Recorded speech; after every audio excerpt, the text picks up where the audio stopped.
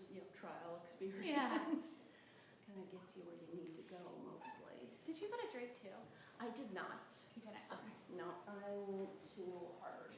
Oh, okay. So, yep, spent about 10 years on the East Coast and then came back here in 2018. Hi, Ashley. Nice to meet you. Nice to meet you. Did you do plaintiff's work out there too, or? I was defense side out there. So you've gotten a little bit of everything. I have.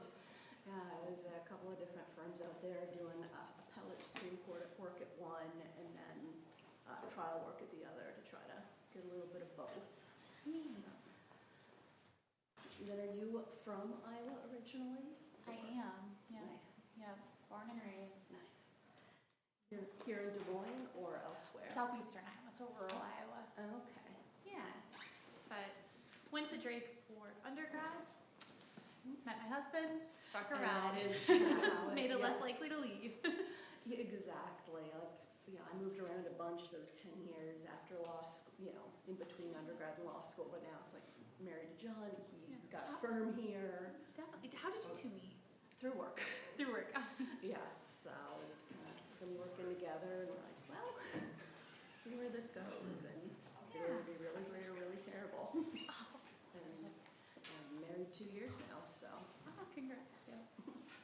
And survived a trial. I mean, that's, like you said, Yeah, well, we were engaged where it's. So planning a wedding and doing a trial. That is. I'm really, really surprised, Everything worked out, but 24 hours a day is a lot of time to spend with another human. I don't necessarily recommend it.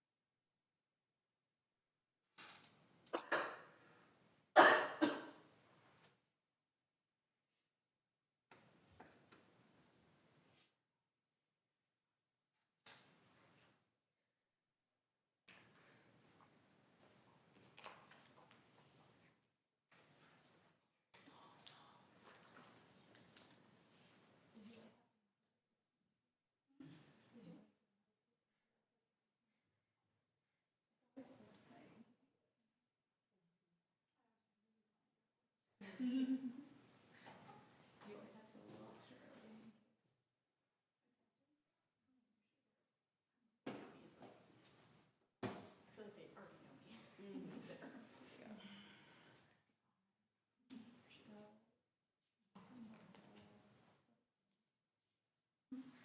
Yeah.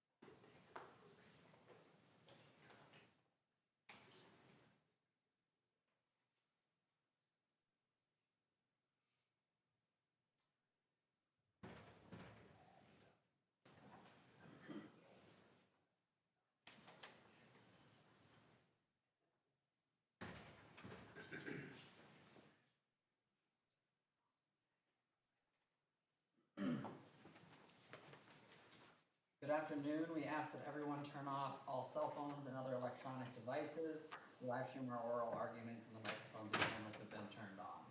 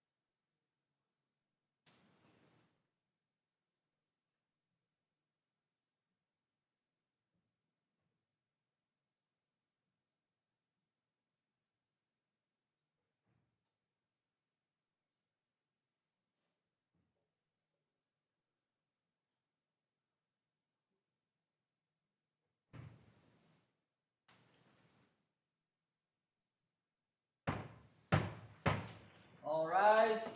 Hear ye, hear ye, hear ye. The Honorable Presiding Judge Greer and Associate Judges Schumacher and Allers of the Iowa Court of Appeals.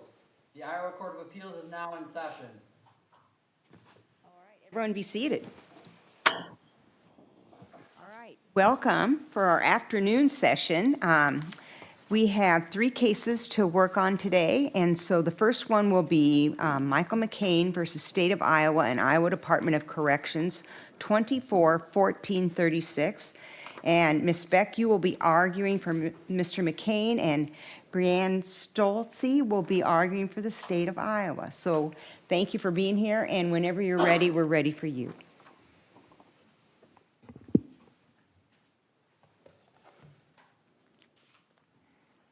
May it please the court? This appeal presents 2 fundamental questions about the integrity of a jury trial. Michael's not asking for this court to make new law, only to apply long-standing principles prohibiting jury instructions that comment on the evidence or advise the jury that contested facts are already established, and requiring admission of rebuttal evidence when a party opens the door. First, let's start with that instruction 14, the marshalling instruction for reasonable accommodations. The jury was correctly instructed in instruction 12 that it, not the court, not the state, had to decide what the essential functions of the correctional officer assigned to master control post were, and whether Michael could perform them with accommodation. And that's where the error applies here. That first section of instruction 14 referenced Michael being able to perform the essential functions of the position. Correct, that was a correct statement of the law. Then you go within the subpart, section 3A, where it included that language that he performed the position with the assignment to master control with the exemption of responding to emergencies and not engaging in physical enforcement. But that contradicted the record. This is most Throughout your brief, you seem to suggest that that was a declaration of a fact or the law by the court. And I don't understand that given the fact that it's found in a marshalling instruction. Because the lead-in to subparagraph 3A says, to succeed on this claim, plaintiff must prove all of the following propositions. And then it lists propositions. They aren't declarations, they're propositions. Under your argument, then I think the defense should be able to argue, well, 4 is wrong because it says the requested accommodation would have been reasonable. Well, our position is it wasn't reasonable.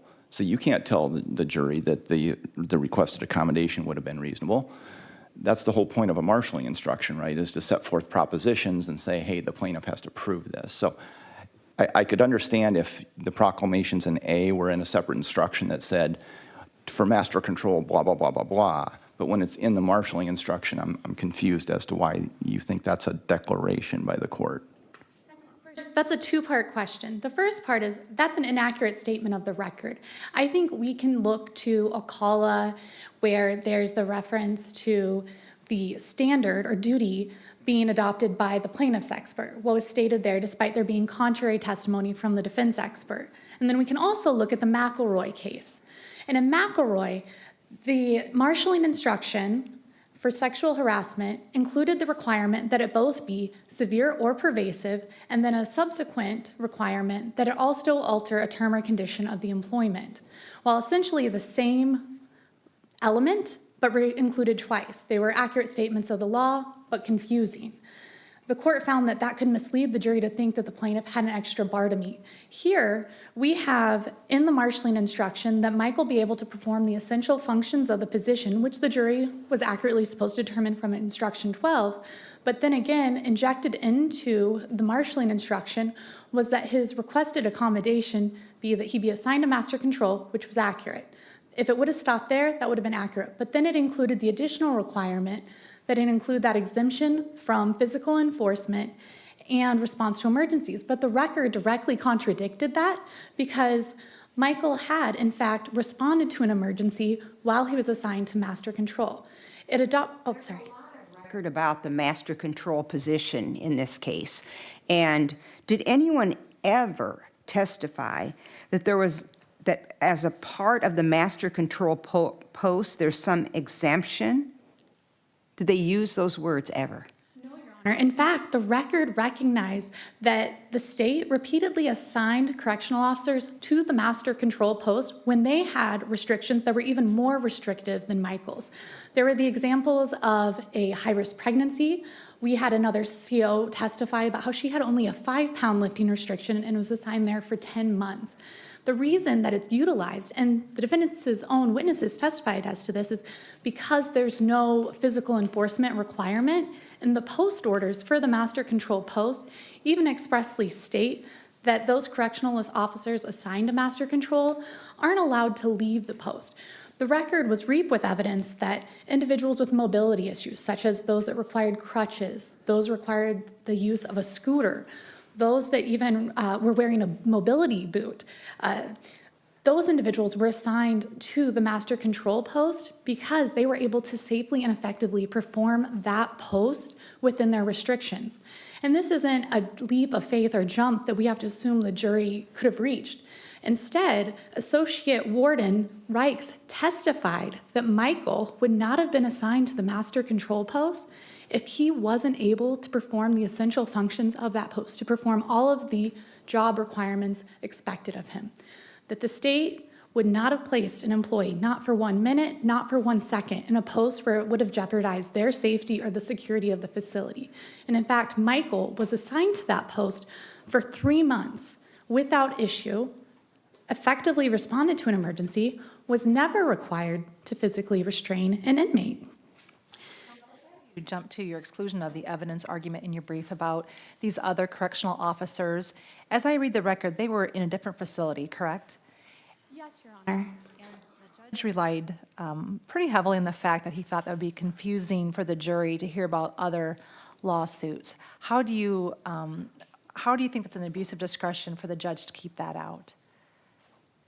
Once the defense opened the door by asking Susie Pritchard, the Human Resources Director for the entire Department of Corrections, if the Department of Correction had ever accommodated a permanent restriction. That opened the door to include more than just the ICIW facility. This wasn't being introduced for comparator evidence, it was being introduced for feasibility. And I think it's easy to get confused and a little distracted because it's the Department of Corrections. But imagine if it was a Walmart, because this is an appeal and it'll have applicability down the road. One would be in Altoona, one in West Des Moines. You have the same position description, which was at issue here. We had employees using the same job description. You also have the same HR department considering an option. And it's also, say it's a greeter, that's the job assignment that the floor worker would be assigned. Merely because one would be in Altoona and one in West Des Moines wouldn't make the difference when you have that overarching separation to determine the feasibility. Because in fact, that's a factor in the analysis for determining undue burden or hardship. We're trying to just figure out whether it's a reasonable accommodation. One of the fundamental errors with the court's analysis when it chose to not provide that evidence was applying a comparator analysis that was inapplicable. The court considered the feedback decision, the Weingarten decision, both of which involve situations where individuals who were outside of the protected class were provided preferential treatment. That's not the purpose of what we were seeking here. In fact, when Ms. Pritchard opened the door on her questioning, saying that the DOC had never provided a permanent accommodation, plaintiff was denied the opportunity to impeach her because that wasn't true. In fact, the evidence that plaintiff sought to introduce. Was it true if we were just talking about the women's prison? If we were just talking about the women's prison, yes. Had anything been said in the record about any other prison up to that point? Prior to that point, Ms. Pritchard had testified that she was the Human Resources Director, I believe, for all of the Department of Corrections, and they had referred to her overseeing all of the department. Right, but the jury wouldn't necessarily know that that means that would include Anamosa, it would include, I don't know if it includes Fort Madison, Fort Dodge, I don't know, Newton, whatever. I'm questioning whether the door was open, giving what I thought was a fairly innocuous question about has the department ever done this before, and you're saying it's like, oh, you're saying it's never happened in any prison in the state, when that really wasn't the kind of the context of that question. Well, the lead up to that question was providing her background. And I believe part of that included providing extensive testimony about how long she had represented the Department of Corrections, the large size of the Department of Corrections. I don't want to give an exact quote on that, but I believe, just as any trial court knows, that when you're in that trial, they're providing that background because you want to make that fact witness almost seem like an expert. And as the HR director, they wanted to up her credibility in doing so. They described what she was able to oversee in her role within the Department of Corrections. And part of the harmless error analysis would include putting that burden on the party claiming no harmlessness from that to prove that in the record there was no harm from not having that opened. And even without the curative admissibility issue, it would have been relevant to the feasibility as noted and explained within our briefing. And I see my time is running out. For these reasons, plaintiff asks that the court reverse and remand for a new trial. Thank you. 5 minutes on rebuttal. Thank you.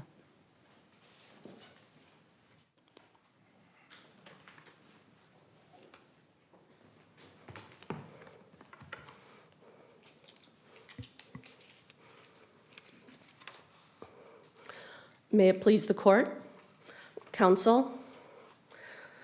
The jury here returned a unanimous defense verdict after a 7-day jury trial.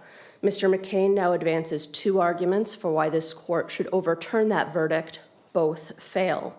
First, the district court properly instructed the jury based on the relevant law, the evidence at trial, and the requested accommodation and restriction from Mr. McCane's own doctor, including his doctor's statement that Mr. McCane was, quote, unable to respond to emergencies, physically restrained prisoners, end quote.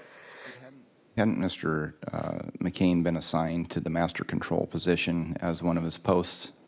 I'm glad you asked that because that was one of the points I wanted to address. If you look at the timeline here, at the time Mr. McCane had been previously assigned to master control, this language about being unable to physically restrain prisoners and respond to emergency was not part of his medical restrictions. That wasn't brought into play until the March 10th, 2021 request for reasonable accommodations. He had 3 prior requests, which sort of then increased in severity. The first in June 2020, that's at docket 266, talks about limiting stair climbing to 3 or 4 steps at a time, no running. The second was at December 8th in 2020. That's docket 276, which imposed a 20-pound lifting restriction, avoid repetitive pushing, lifting, squatting, twisting, etc., avoid walking more than 20 minutes at a time. And then there was another request on March 5th, 2021, docket 278, where you're talking about still the lifting restriction, avoid certain repetitive movements, and walking no more than 10 minutes. These all predate this request for accommodations and deal with some of the accommodations in place while Mr. McCane's work comp claim was pending. Date of the accommodation request to which you're referring is March 10? March 10th, 2021, that's docket 279, Plaintiff's Exhibit 18. That exhibit also states that, quote, any activity requiring physical enforcement will be compromised in safety and effectiveness due to Mr. McCane's low back condition. That after that note came to light, came to the state or the Department of Corrections knowledge, they no longer posted him to master control? What had happened was, there was this work comp claim. He was initially elsewhere in the facility when it was only the stair restriction, then moved to master control. The work comp claim is denied. He gets these new restrictions and is told, well, we have to now go through the reasonable accommodation process. Please have your doctor fill out this form. That's where we get that March 10th restriction, and that becomes the basis for the personnel decision at issue here. So that is, that all. March 10 date or whenever that came to the knowledge of the Department of Corrections, if it wasn't March 10th? Yes. The same date as the date of the note? As far as I can tell, they met with the Associate Warden Reichs and Ms. Chambers with Human Resources, met with plaintiff on March 19th. So sometime between March 10th and March 19th. Saying from March, in that range and thereafter, he was not posted to master control? Correct. My understanding was that he was on leave at that time. So whether he could perform at master control prior to the imposition of that restrictions isn't kind of relevant to what we're looking at here, if you take a look at the timeline. why 3A of the marshaling instruction is good is because after you got that notification, your position was you can't do master control unless you get an exemption for these things, which you don't have. At least that was defendant's position as to why the state, didn't fail to accommodate Mr. McCane. As far as why the marshaling instruction was proper, there are kind of multiple other reasons for that. First, that it is adequately supported by the record, not only that Plaintiff's Exhibit 18, which is that March 10th restriction at D279, but also Mr. McCane testified at trial at D319, so volume 5 of the transcript at pages 170 to 173 and 192, that he understood what those March 10th restrictions were. He didn't question those restrictions, and he agreed that that this restriction adequately assessed his capabilities, simply argued that, well, these apply differently in master control. Multiple Department of Corrections and state employees, including Jennifer Walver, the DAS Human Resources Consultant, Associate Warden Reichs, and Human Resources Associate Amherst Chambers, all testified that they had the same understanding of what his restrictions are. Does it suggest that the assignment to the master control post for Mr. McCane would require an exemption from responding to emergency calls or engaging in physical enforcement activities? Is that in the record? Yes, it was, Your Honor. I would point you to several points within the record that even at master control, there is a need to respond to emergencies. And that is Mr. McCane, for example, testified at volume 5 of the transcript, D319, page 174, lines 6 through 16. That an officer, quote, could have to respond to an emergency at any post, though it could vary. Associate Warden Reichs testified that all ICIW employees, not just correctional officers, need to be prepared to respond. That's at D312, 191 to 194.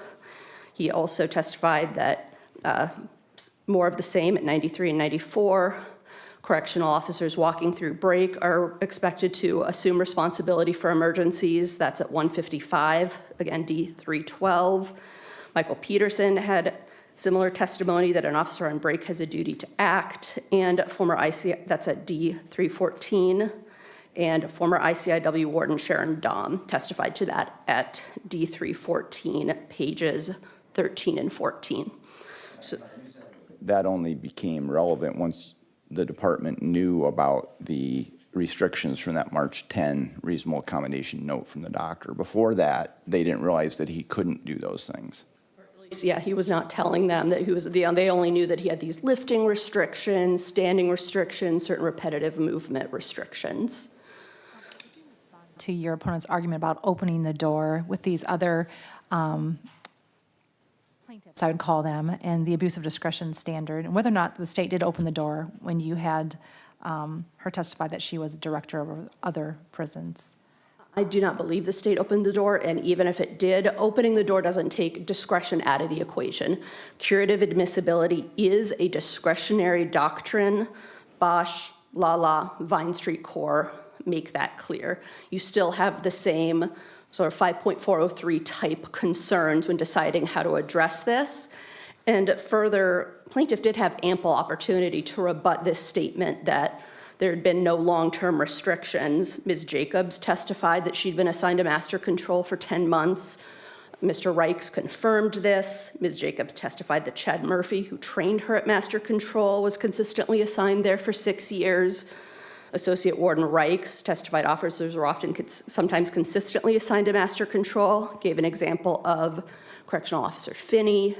Longtime employee Michael Gass testified that some correctional officers were permanently assigned to master control, gave the example of C.O. Frazier, and Ms. Chambers actually testified regarding a spreadsheet she had created of master control post assignments at ICIW. That's Plaintiff's Exhibit 30B at 290, where certain officers had been assigned there hundreds of times. So even if the door was open, there was ample opportunity to rebut without getting into some of the same issues that kept out these other ICIW employees to begin with. And here, this is where I'd push back on the analogy to a Walmart. Essentially, if you put a person inside a Walmart, doesn't matter the city, it's gonna look the same. Iowa's different correctional facilities will, especially ICIW, where it is the only, because it is the only women's facility in Iowa, you have, and there's testimony of this in the record, that you have individuals there that have everything from OWI imprisonment through murder. So you don't have any other facility where you have this mixed minimum, maximum security situation. So there are these considerations where ICIW is just going to be fundamentally different. Am I understanding the record correctly that when the plaintiff claimed that you opened the door, the evidence they wanted to put in was not just that you had allowed other people with physical limitations, whether it was the high-risk pregnancy, the person with the knee scooter or whatever, to be at master control. They wanted to put in evidence that a different plaintiff in a different lawsuit sued you guys for a reasonable accommodation and won, right? I mean, that's the evidence they wanted to put in. Am I recalling the record correctly on that? I guess three different, as I understand it, three different individuals. That is one bucket. That's the Christine Sink evidence, where they wanted evidence of a vacated jury verdict, where there was a jury verdict was settled while it was up on appeal. Iowa law tells us that, I see my time's almost expired. May I complete? Okay. That when that happens, you're really just left with the allegations, which prove nothing, and the settlement, which establishes nothing. But then also other other Department of Correction employees at other facilities that hadn't sued, is my understanding. But then there was also, the state had argued that if you allow those employees in, we have a case involving Gary Poldevart should also get to come in. And I think the district court rightly recognized at that point you're having multiple mini trials. Let's keep this universe to ICIW. So, yep. So I'd ask this court to affirm. Thank you. Ms. Beck, whenever you're ready. Thank you, Your Honor. I'd like to make some corrections to the record. First, the statement that it was the first time on March 10th in the reasonable accommodation paperwork that defendants were aware that there was a limitation on Michael's ability to respond to emergencies or physically restrain offenders is patently false. In fact, at trial, Associate Director Reichs testified that he knew when Michael provided the restriction that he had a 20-pound lifting restriction that he would not be able to physically restrain offenders, that he would not be able to respond to all emergencies. In fact, if you look at the record, at the contemporaneous documentation, the reasoning provided by the state isn't that there were new restrictions. It's that it was the same restrictions and the length of time, that they became permanent. The state had a policy of automatically denying permanent restrictions. The record cite to show that the state knew about Michael's limitations, limiting his ability to provide emergency response and physical restraint, is D0312, and you can go to page 80 of that transcript, as well as page 171 to 174. The record established that this was not a surprise to the state, that there were limitations on Michael's ability to physically restrain or respond to emergencies. And if you just use common sense, high-risk pregnancies, individuals with 5-pound lifting restrictions, when the state is assigning individuals to the master control post as an accommodation, it makes sense that they would not be expected to physically restrain offenders or respond to every type of emergency. And that's why the post order for the position comes into play to determine what the requirements are. And that post order is what required Michael, as well as anybody else being assigned to master control, to stay put in the event of an emergency, to run the radio monitors, to watch the cameras, to open the sally ports. And that's just what he did and what the record showed when he was put in a position with his restrictions that defendants' own witnesses recognized in their notes were the same.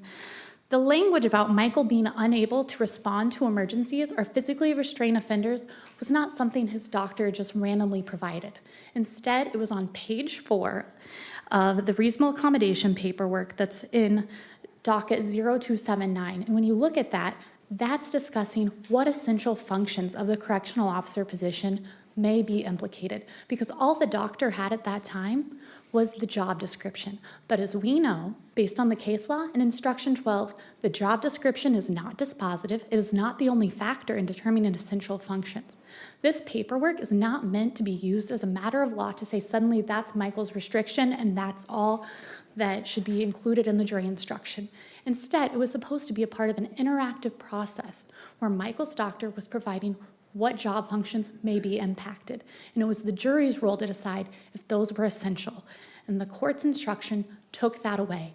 And when we look at recent cases by this court, even as recently as the Hunter decision on October 1st, in that case, this court reversed a jury verdict when there was a stereotypes instruction that implicated that motivating factor standard. There was a motivating factor instruction as well, but the court recognized that the jury could have been misled as to the standard. Similarly here, we have an issue that goes right at the heart of the case. And as the Supreme Court recognized in Riviera, when an instructional error goes to the heart of a matter, the error cannot be harmless. I understand the evidence that you guys tried to put in once you claimed that the state opened the door, as far as the Sink matter goes anyway, that you wanted to put on evidence that Sink had sued the Department of Corrections for a reasonable accommodation and won. You wanted to put all that evidence in? That was initially what we were hoping to put in, but there's a motion limiting. But for curative admissibility, we can recognize that would not have been part of the curative admissibility analysis. When you look at For at trial, because what we're gauging is, did the trial court abuse its discretion by saying, no, you're not putting that in? We have to look at what you asked to put in. Did you ask to put that in? Not you, but whoever was trying it. asked to put in that language, what we were wanting to do was at least ask the question as to whether or not anyone had been assigned to master control permanently. As Ms. Sink, in her situation, she had been assigned there for 2 years with a no inmate contact restriction. That would have been a reasonable way to rebut the evidence in this situation. There could have been a limitation. The court could have limited, as the court did in Bash, what provided, because we can recognize that there are limitations as to curative admissibility and what. I mean, if you ask for the whole thing and the trial court says, I'm not letting you do that, did you say, well, can we put in at least this then? I mean, was that kind of, let's dial it back a little bit, did that happen? Can I answer your question? Yes. Thank you. That was initially requested at the motion in limine stage, but that was not suggested when we were trying to provide curative admissibility. We were just seeking to introduce the evidence of the other correctional officers assigned to master control at ISP. For the reasons provided, we ask the court reverse and remand for a new trial. Thank you very much. Counsel, thank you for the excellent arguments today and the briefing. And my colleagues and I will take this under advisement, and we will have a decision as soon as possible for you. Thank you. We will consider 24-1436 submitted.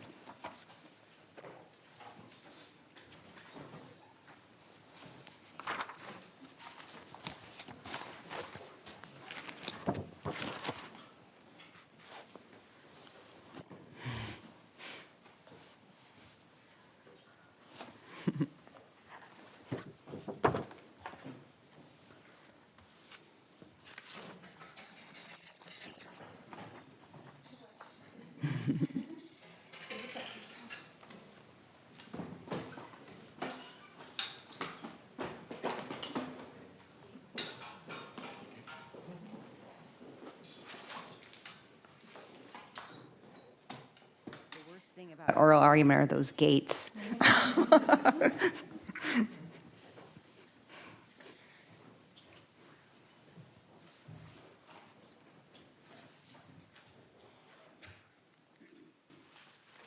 We are here on 24-1874 and 25-0628, Amy Rosteck versus Charles Davisson.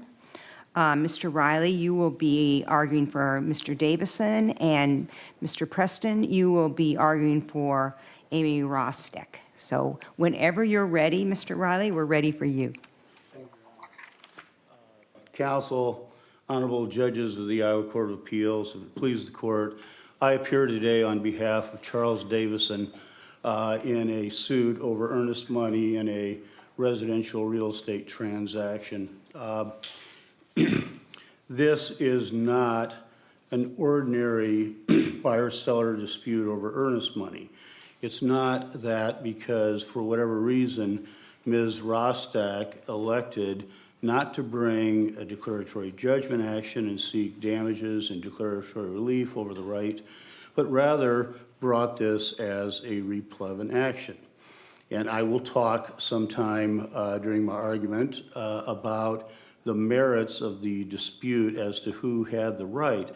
But before I do, I've always felt that this case really rests on the fact that with one unique and explainable exception, there is no case in American jurisprudence that has ever allowed a replevin action to get money in a bank account. Your position that in order to replevy money, it has to be basically specie. Right. It's got to be cash or coin of an identifiable nature. This bag of cash, these gold bars, this cash with these serial numbers on them. Right.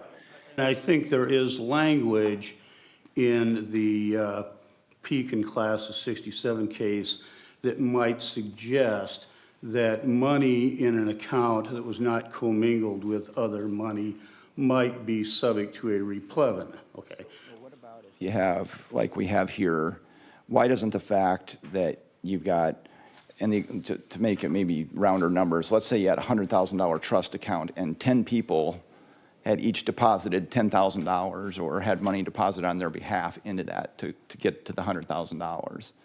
So even though we got $100,000 in there and we can't point to any, first of all, there is no specie to point to because it's just numbers on a piece of paper, basically.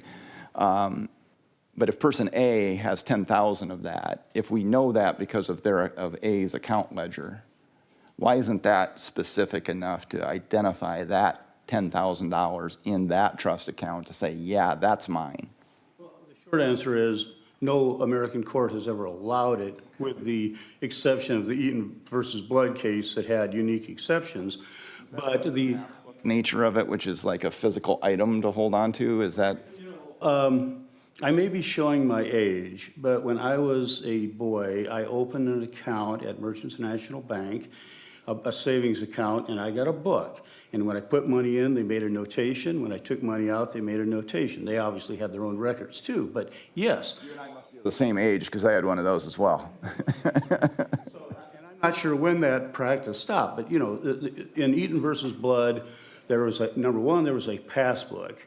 Number two, the defendant in the replevin action admitted he had possession of all the items, but denied the right to possession of the replevin plaintiff. And so for both of those reasons, and the second reason goes, the realtor acknowledged having possession of that money, right? Don't you? right, sure, but even so, Deposition Exhibit 5, which is the trust fund statement, as your little card that you got when you were a kid. well, no, the difference is the passbook is something you needed to take to the bank to get money out, whereas every commingled account is going to have records that are going to show what everybody's right is. I think that the reason, again, putting aside the fact that no court has ever allowed it, I think the reason is part of the historical nature of the replevin remedy. Keep in mind, this is a special action. There's a case, Justice McDonald, I think, referred to them as, in the Struve versus Struve, 930 Northwestern 2nd, 368, as statutory limited actions. But if you look at the Iowa Code, you know, it's Title Roman numeral 15, Subtitle 5 is special actions. Everything that starts after probate, they're all special actions, and they all have a history in the English and American legal system, and the replevin action was historically an action to recover chattels. And that's one of the reasons why historically there haven't been any cases that have allowed the replevin of money in a bank account. Now, as I said, You just cited to, Mr. Riley, you say Struve? Pardon? Is it Struve? Is that the case you cited to? Struve case, yeah, I'll just, and I can leave this with the clerk. What was the cite on that? It's interesting. I mean, like I said, I came across this recently, and Cite on that? it's 930 Northwestern 2nd, 368 at 376.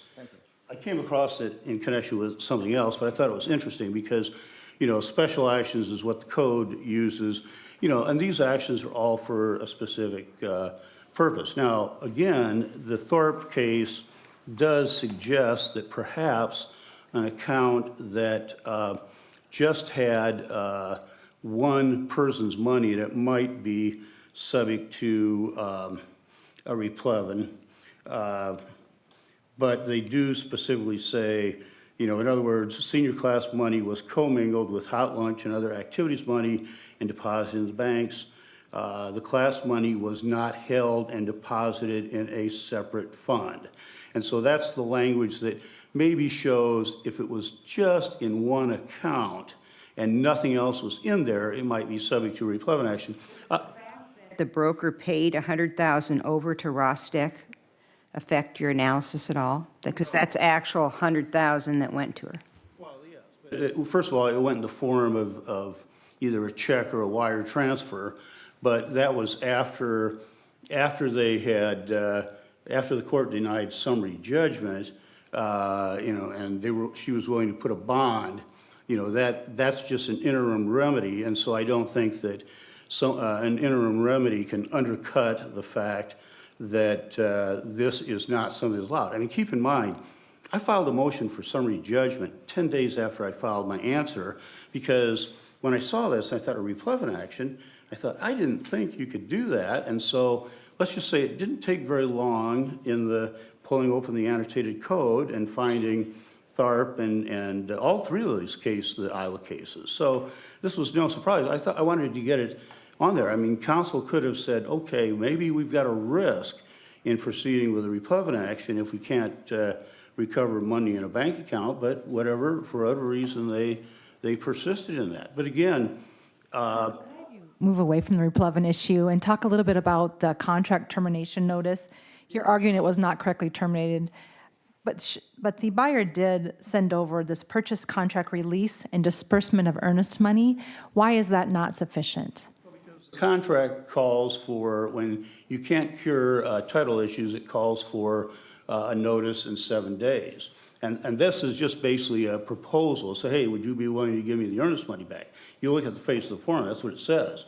And that's why both of Ms. Rosteck's experts made really clear that one said he wouldn't use it, the other said it's not really a very good form. It really doesn't give the notice that the contract requires. I mean, if you can't provide Needed to say you've got 7 days from the date, business days from the date of your receipt of this notice to cure the title problems or give me my money back. Does it just matter if 7 business days pass without them doing that, when they said the reason I want to rescind is because you haven't cured the title problems once 7 business days pass? Is that enough? I don't know. I mean, it would depend upon the circumstance of the case, but if you want to give notice of rescission, I think you have to comply with the contract, and the contract provides a very specific way to do that. So, and keep in mind, the lawyer for Green State said, well, we never would have released the lien. They'd released the lien once before. They'd released liens on other property. This was a judgment as a result of foreclosure of a company Mr. Davisson had, and he was a guarantor, so it was a personal judgment. She may have said that, but she might have been unhappy that he was able to confirm a plan of reorganization. And I suggest to you that if Green State Credit Union, let's see, this was $625 offer, we got about $225 on the first mortgage, I don't think they would have said no to $300,000 to $400,000 on their loan. And so the fact is, all of these things were curable. Although, again, she didn't give my client the opportunity. But again, that goes to the merits of the case, and I think she has problems there. But for whatever reason, after fair warning, they persisted in pursuing a replevin action against a commingled bank account. All right, thank you. You will have 5 minutes on rebuttal.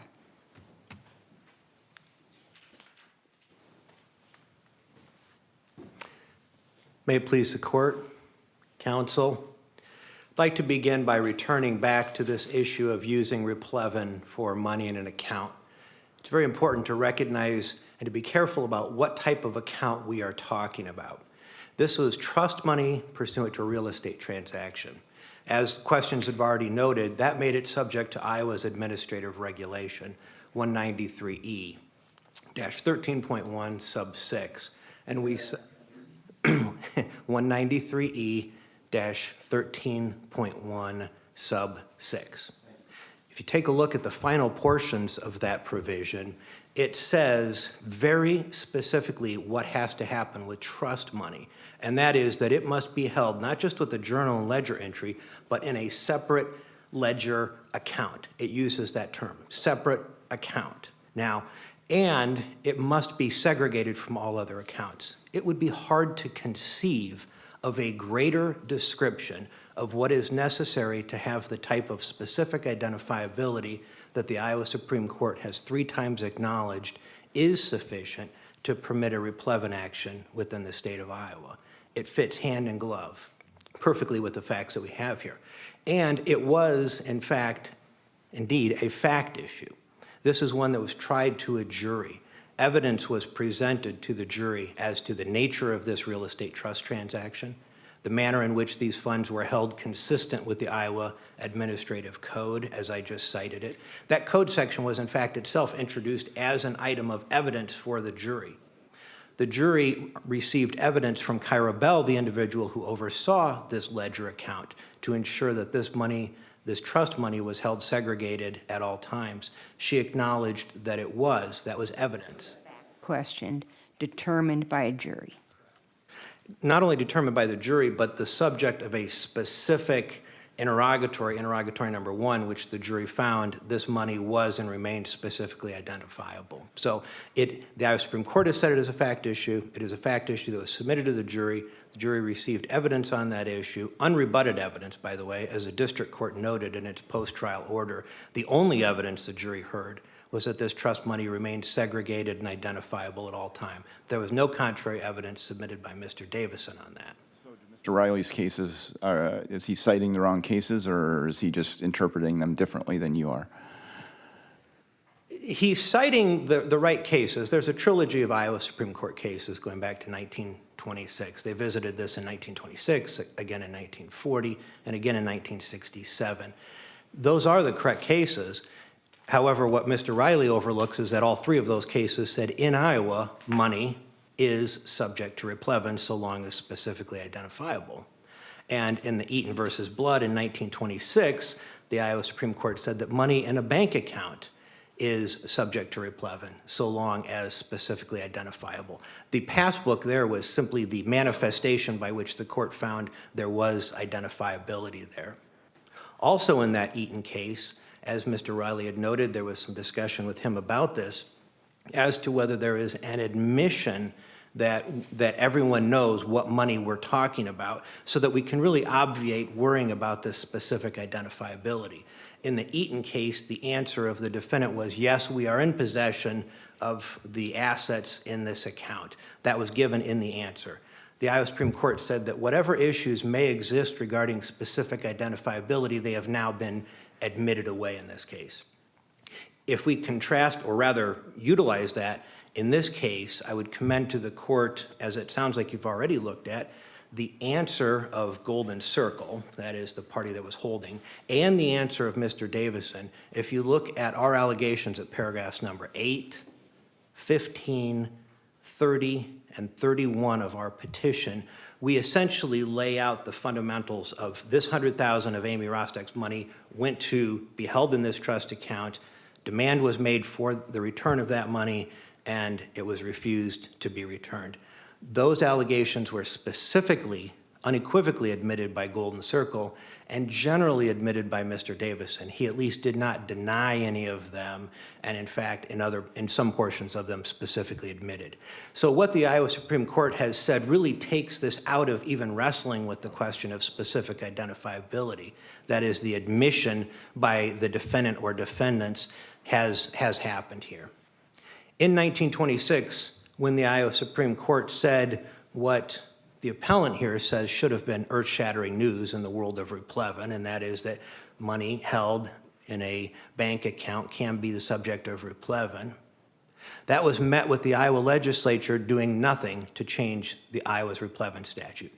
It is canon in statutory interpretation that if the Iowa Supreme Court renders a decision on a statute and the Iowa legislature does not change the statute in response, it is presumed that the legislature agrees with that decision as being consistent with the then written statute. Iowa's replevin statute has remained largely unchanged since 1860. So in response to this bombshell decision in 1926, 100 years ago, the Iowa legislature responded by doing absolutely nothing. When the Iowa legislature heard that the Iowa Supreme Court said, we think money in a bank account, so long as specifically identifiable, does fit within Iowa's replevin statute, the Iowa legislature for 100 years tacitly agreed with that and said that's a correct interpretation that we would expect. I want to move a little bit to the rescission question that was asked, and that is a bit of a red herring for a few reasons. Number one, the notice of rescission unequivocally was given. That is, the document that was provided, every bit of testimony was provided by all of the realtors and the attorneys in this matter, agreed that within the Cedar Rapids Realty area, that the notice of rescission that was given is the document. It says right at the bottom, Cedar Rapids Association Area of Realtors. And that was, everyone who testified in this matter said that is the document used by realtors in Cedar Rapids to rescind a contract. And But I think Mr. Riley's complaint is it didn't notify the other side that they had 7 business days to cure the default, if you will. So what would have happened if, once that notice was given, what if they cured the problem 3 business days later, or 10 business days later, when the notice didn't say how much time they had to fix the problem? the appellant cites to no language that says that one party to the contract is obligated to regurgitate the contractual language. The contract itself put the appellant on notice of their 7-day rights. It's not necessary for us to tell them again what the document says. It's necessary to give the notice of rescission and the reasons for that, and then within the passage of 7 days, had they cured, they may have had an argument. However, as the district court found to be very important in its post-trial ruling, Mr. Riley himself instead drafted a letter immediately saying, your notice of rescission, essentially your notice or attempt to rescind is rejected, you have to close today, notwithstanding the existence of these liens. So within that 7-day period, Mr. Davisson said, I'm going to bring this to a head. We're either going to do this now or we're not going to do it. And so any issues of 7 days is frankly academic. So that's one part of it. The other thing that's really important is that there were in fact 3 distinct bases by which this agreement was breached by Mr. Davisson, any one of which support the return of the earnest money. The only one that had a requirement for a notice of rescission was arguably the failure to provide marketable title. There were 2 additional bases found by the jury and upheld by the district court for the breach by Mr. Davisson, each of which would have warranted the return of the earnest money. The first is Mr. Davisson gave false statements on his disclosure. The purchase sale agreement itself has language that says you must disclose material defects. So the purchase agreement incorporates essentially, implicitly by reference, the disclosure document. The disclosure document at questions 18A and 18B were both falsely filled out by Mr. Davisson. The jury found that was a breach of the agreement. The district court on its post-trial decision upheld that. That language, that portion within the purchase sale agreement has no requirement of a notice of rescission. So that was an independent basis. Additionally, Mr. Davisson failed to maintain the property in the condition as it existed at the time of the sale. That was an independent breach of the purchase sale agreement, independently supporting the jury's finding of a breach. Grass and the dead plants. That's the principal basis, yes, which we consider to be material. The realtors who testified considered it to be material. The jury found it to be material. The judge found it to be material. That was a breach that warranted the return of the earnest money, and the purchase sale agreement did not require notice of rescission for that. So for that reason, we would ask that the court uphold the finding of the jury in the district court. Thank you for your time.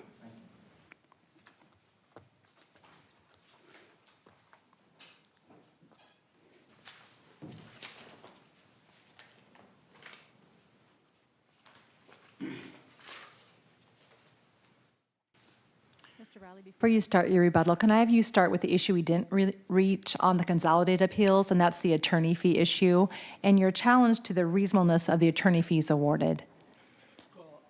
We really think, first of all, there were violations of the cost statute with respect to the depositions and the experts. I think the fees were unreasonable, given if you add the money they wrote off, they had twice as much of time, that was incurred on this case than the amount in issue. And I agree that we have to find a way to train young lawyers, but I don't think my client should necessarily have to be responsible for all of the work of two lawyers in what was not really a complicated case. And so that's my feeling on that. And I would also say, I guess the argument is made that because we appealed it, we had asked the judge in resisting the fee agreement to defer action until everything was done, which I thought would have made a lot of sense, because then you can handle the appeal time, you'll know who's the prevailing party.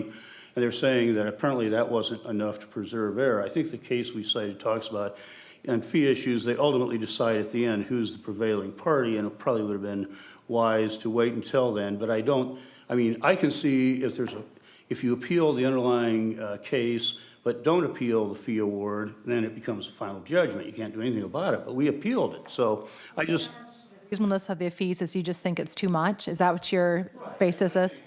Basically, again, we had two lawyers on what was not really a factually complicated case. And the legal issues, I don't think were that complicated. Again, we come back to, no American court other than Eaton versus Blood has held that. And the suggestion was, well, this bombshell case, well, it was a bombshell case. I don't know if...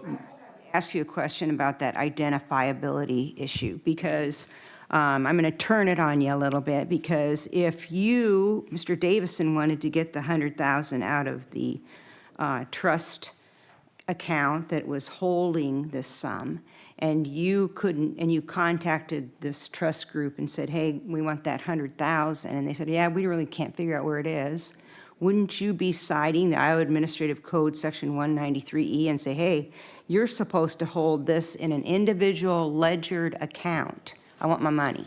Well, first of all, there are procedures under the code as to what to do in the event of a dispute.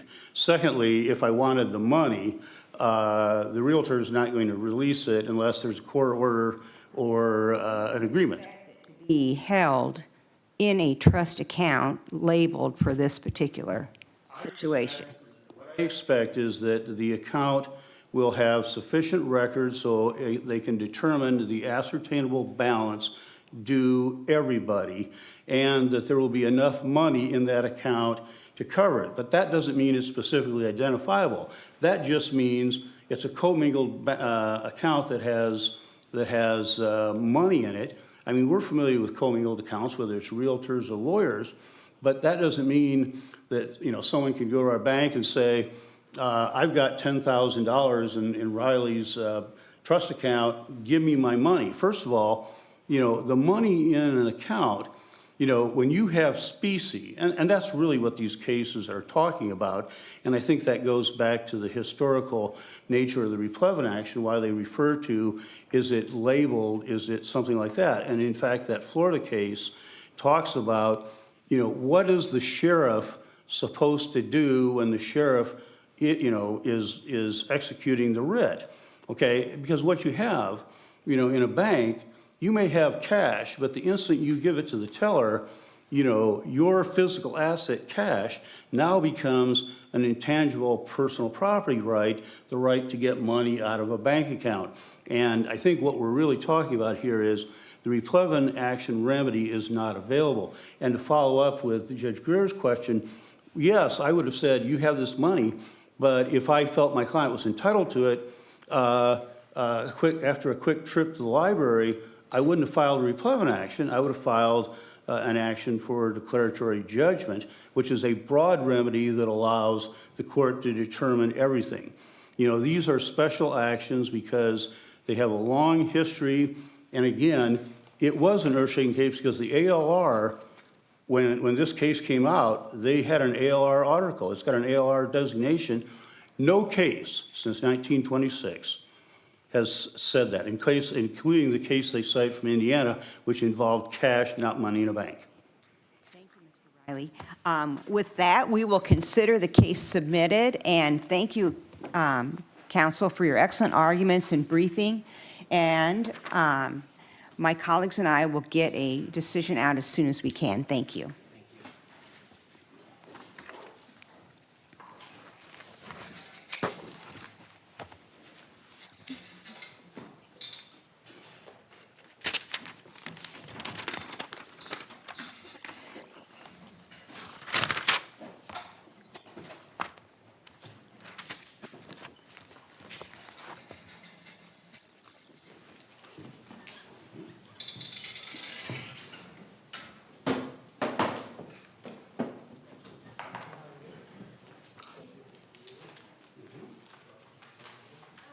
Our next case and final case for this session is 24-1489, Stephen Keyes versus State of Iowa.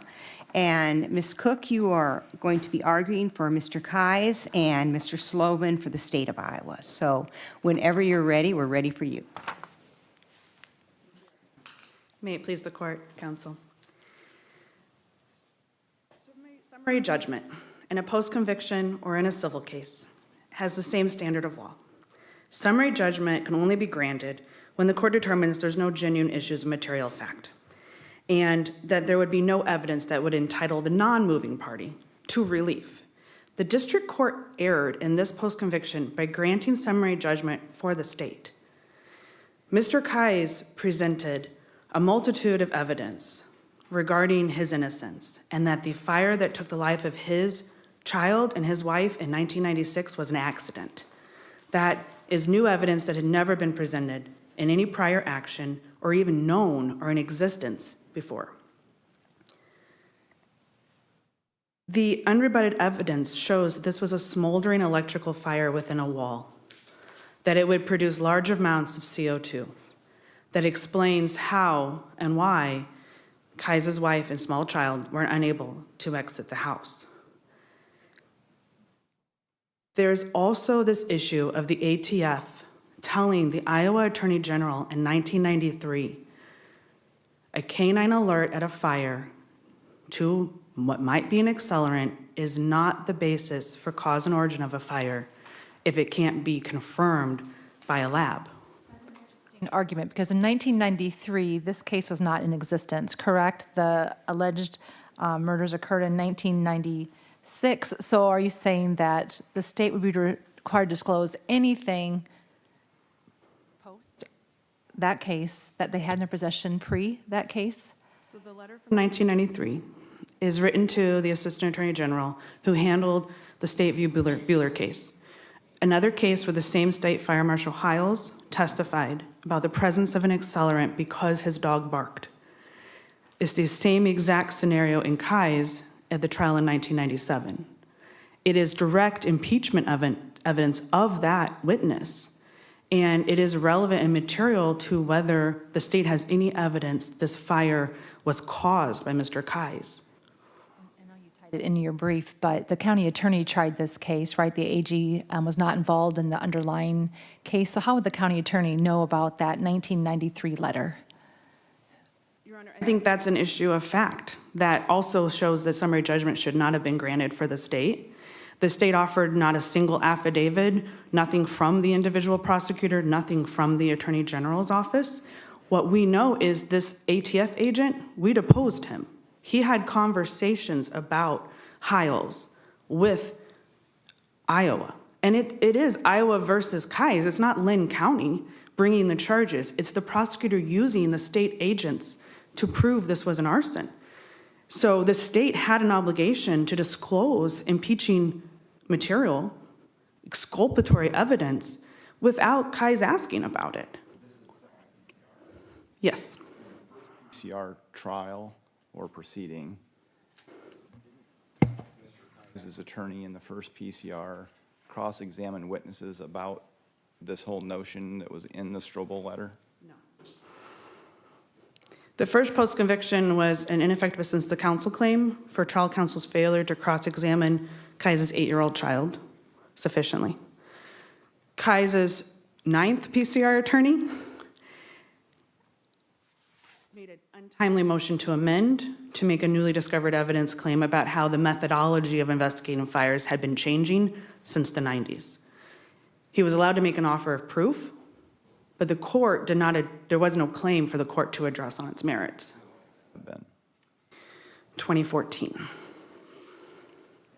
presumably he loses, procedendo comes out when? I believe 2017. So then certainly by 2020, 3 years later, they had that information, right, Which information? for proof on in 2014, About the change in methodology. just to what you're getting at here, right? No, Your Honor, it's not. Right.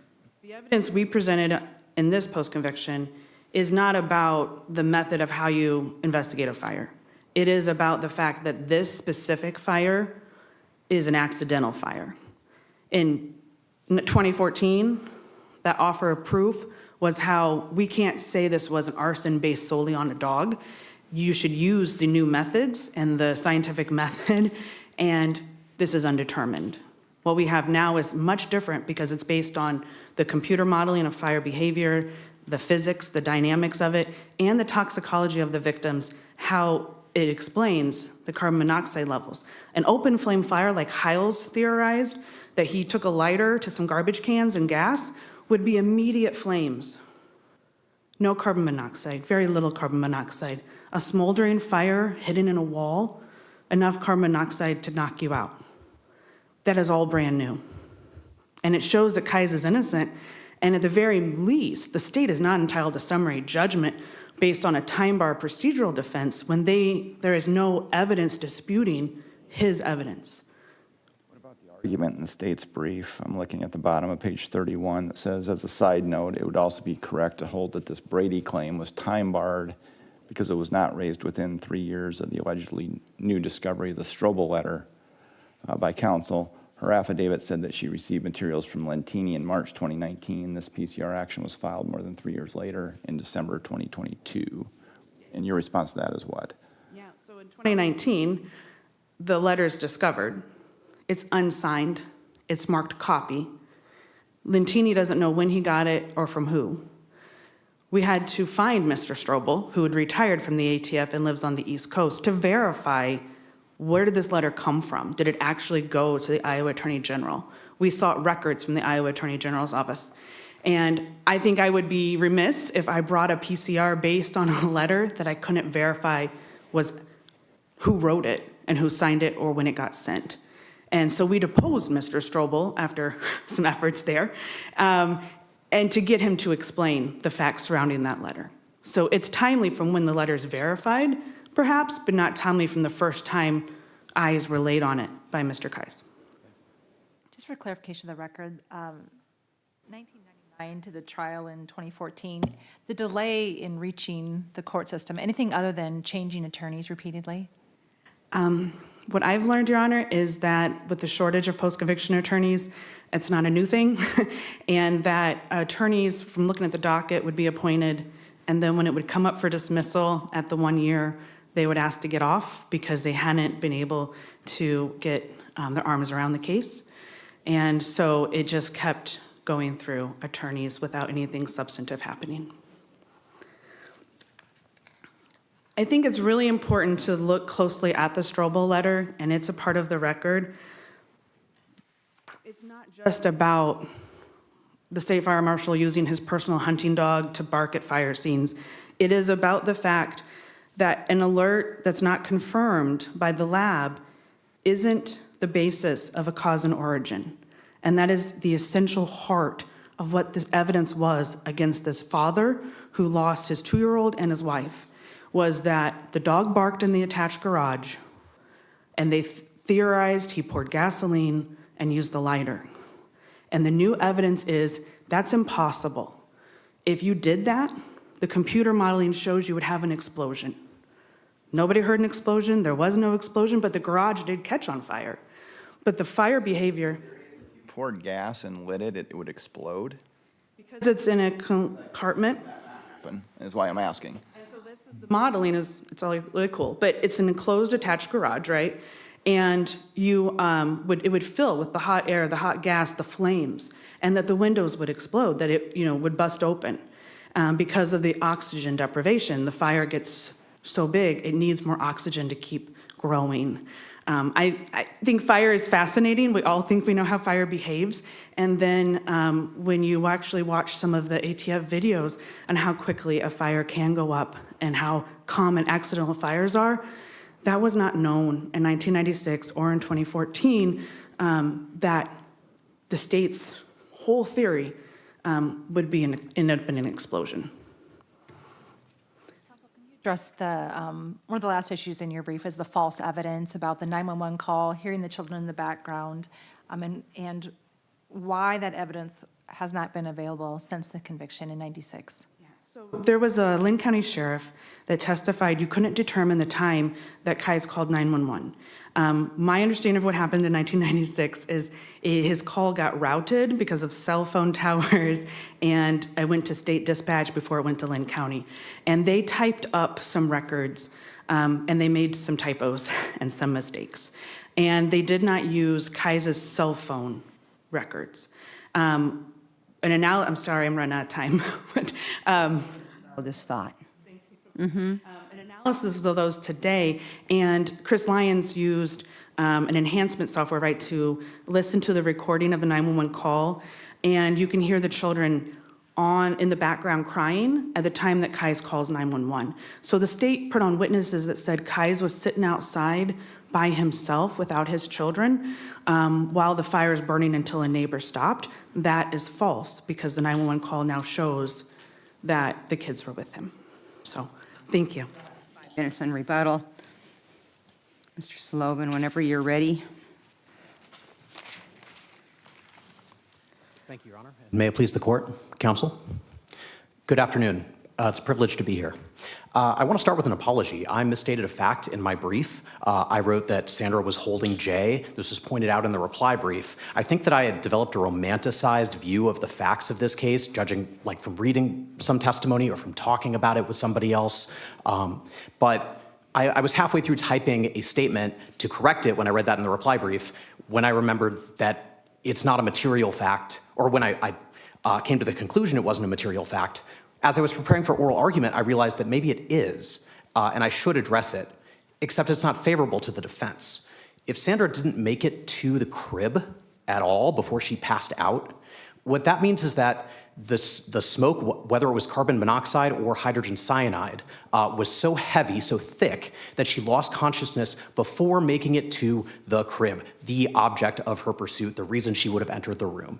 Fireman testified the small child's body was about 2 feet or so from the mother's body. Is that accurate in the transcript? Right. That she didn't quite get there.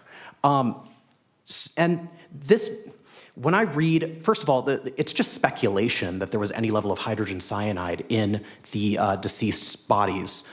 It's entirely speculative. But the point is that something caused, the fact that Sandra passed out and Keyes didn't is very strong evidence that they were awake at different times. That when Keyes was awake, and this is supported by the testimony of the older child and the statements that both gave that weren't at the trial testimony, but are now in the record, I think it's attachment Y and discussed in Carpenter's report, both of them are describing only interacting with Keyes and not seeing Sandra at all. I'm sorry, I keep calling him Keyes, Keyes. So I also want to push back on this idea that the dog alert was the only evidence of guilt here. There was other evidence that this was arson, including the fast nature of the fire, going from unobservable to passersby at about 6:45 a.m. to suddenly engulfing the whole garage. Now, the idea that there was an explosion and that this wasn't known previously, that's not true. The PCR theory on the first PCR was that all of the things that the fire investigators said at the original trial had to be false because there was a flashover. And a flashover, meaning like the kind of explosion-like effect where the entire room catches fire, goes from being a fire in a room to a room on fire, would have produced a lot of the patterns that we're seeing. Well, you can't have that argument existing at the first PCR and then say say that it's new for this PCR. I also want to point to that as the fact that this court ruled on the argument made in the offer of proof, and I'm glad that it did, because I think that it's in the interest of justice for that to have been ruled upon when that evidence was presented. But it's not necessary that there was actually a ruling on it in the first piece, in that earlier PCR. The important thing is that those arguments and claims were raisable. So all of the arguments, I'm sorry, I left something back here. Well, it can't have been that important. So I'm looking at page 15 of the reply brief, and I want to talk specifically because it says, one of the new things is that Heil's testimony that Kai set the fire with gasoline is scientifically impossible. That was discussed by Lentini at the first PCR trial on page 282. Also, a lot of Hurst's testimony touches on that. And point 3, the middle child M's observation that she smelled smoke in the upstairs bathroom. Now, reading Exhibit Y, she is very, very turned around. She's 5 years old at the time. She's going back and forth in her recall. But even if you believe that that happened exactly as the snippet describes, it is known and discussed in that PCR trial at 319 to 320. That's where Hurst is testifying about it. The other two things that the reply brief says are new here, that the fire started in the wall, not in the garage floor, and that the cabinets in the garage wall would have burnt in a certain way. Those are, at best, new conclusions drawn from facts that were known and knowable much earlier. And the district court correctly quotes Moore versus State for the premise that not every incremental advancement in our understanding of science represents a new ground of fact not previously known with a nexus to the conviction. Science is always advancing. That doesn't mean that every time a paper is published, we reopen every conviction in that entire discipline. None of these are groundbreaking new theories that were not known or not knowable during the prior PCR action. And you know that by looking, as our brief points out, at the citations that are used to support these theories. It's all old theories applied to already previously known facts. So it can't possibly qualify as a new ground of fact or law under 822.3, and that's why summary judgment is appropriate. It's the applicant's burden to plead and prove the exception to 822.3. So you're saying there's no new science that between the time of the first PCR to now that would allow them to come in here? Yeah, I'm saying both. I'm saying that it's all the underlying facts were already known, and there's no new science. Now, the reply brief says there's a new edition of NFPA 921 every 3 years. And I think that kind of illustrates why that's not enough to trigger the exception, because otherwise every single arson conviction would be reopened every 3 years. You're looking for some sort of a foundational watershed shift in the understanding that really creates a new ground of fact or law, like a new claim that can be brought, not just a new argument on an existing fact or an existing claim. And I don't think that's met here as comparing Carpenter's report with the testimony in the prior PCR, I think makes clear. The duty of the AG's office to the county attorney's office with the letter predating the alleged murders by 3 years. What's the duty for the AG's office to be kind of scouring all the county attorney's office in the state of Iowa and making sure they have that information? Yeah, I think you hit the nail on the head that the Buller case was completed. The letter was already in the file for a closed case at the time, years before this fire occurred. There's no evidence that the Assistant Attorney General Tauber or anyone from the AG's office really was involved in this prosecution, at least none that's been pointed out to me. And even DeSimone, which the reply brief cites, says that prosecutors have a duty to disclose evidence known to those work on that case, on that team. Now, I think our brief kind of goes into there's case-specific teams where you recruit people for a case-specific investigation, and we impute Brady duties among the knowledge they share. Also, line teams, like, your local jurisdiction that you work with on teams that you prosecute, or on cases that you prosecute as a matter of course, right? We impute Brady duties there. But it stops short of imputing a Brady duty when a prosecution is initiated in any of Iowa's 99 counties. There's no Brady duty that flows upwards to criminal appeals for every letter contained in every case file that the division's ever litigated. And I also think that there's materiality problems because the article that was used extensively at trial says almost word for word the exact same thing that the Strobel letter does. And it was known, I think inferable from the article, but also generally known among fire experts that this was the ATF's position as well, that the ATF was convening task forces and working groups in order to codify and solidify that position. Facts that are generally known to experts who work in that area aren't suppressed by the state.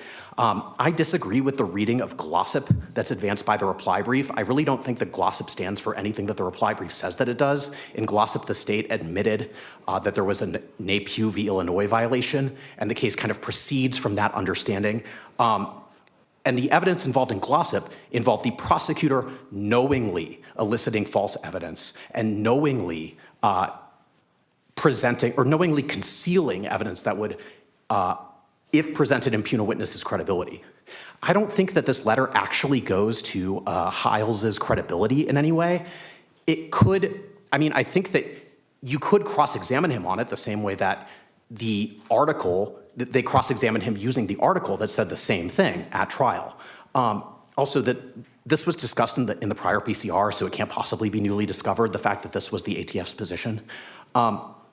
But I think a really interesting point of this case is that the Strobel letter and the article and even Lentini all have this view of the probative value of the dog alert, that because it's not conclusive evidence that accelerant was used, it's therefore not relevant and not admissible. And Iowa courts have a different view of what's required for relevance and admissibility. You don't have to be 100, I see I'm about to run out of time, if I could just briefly.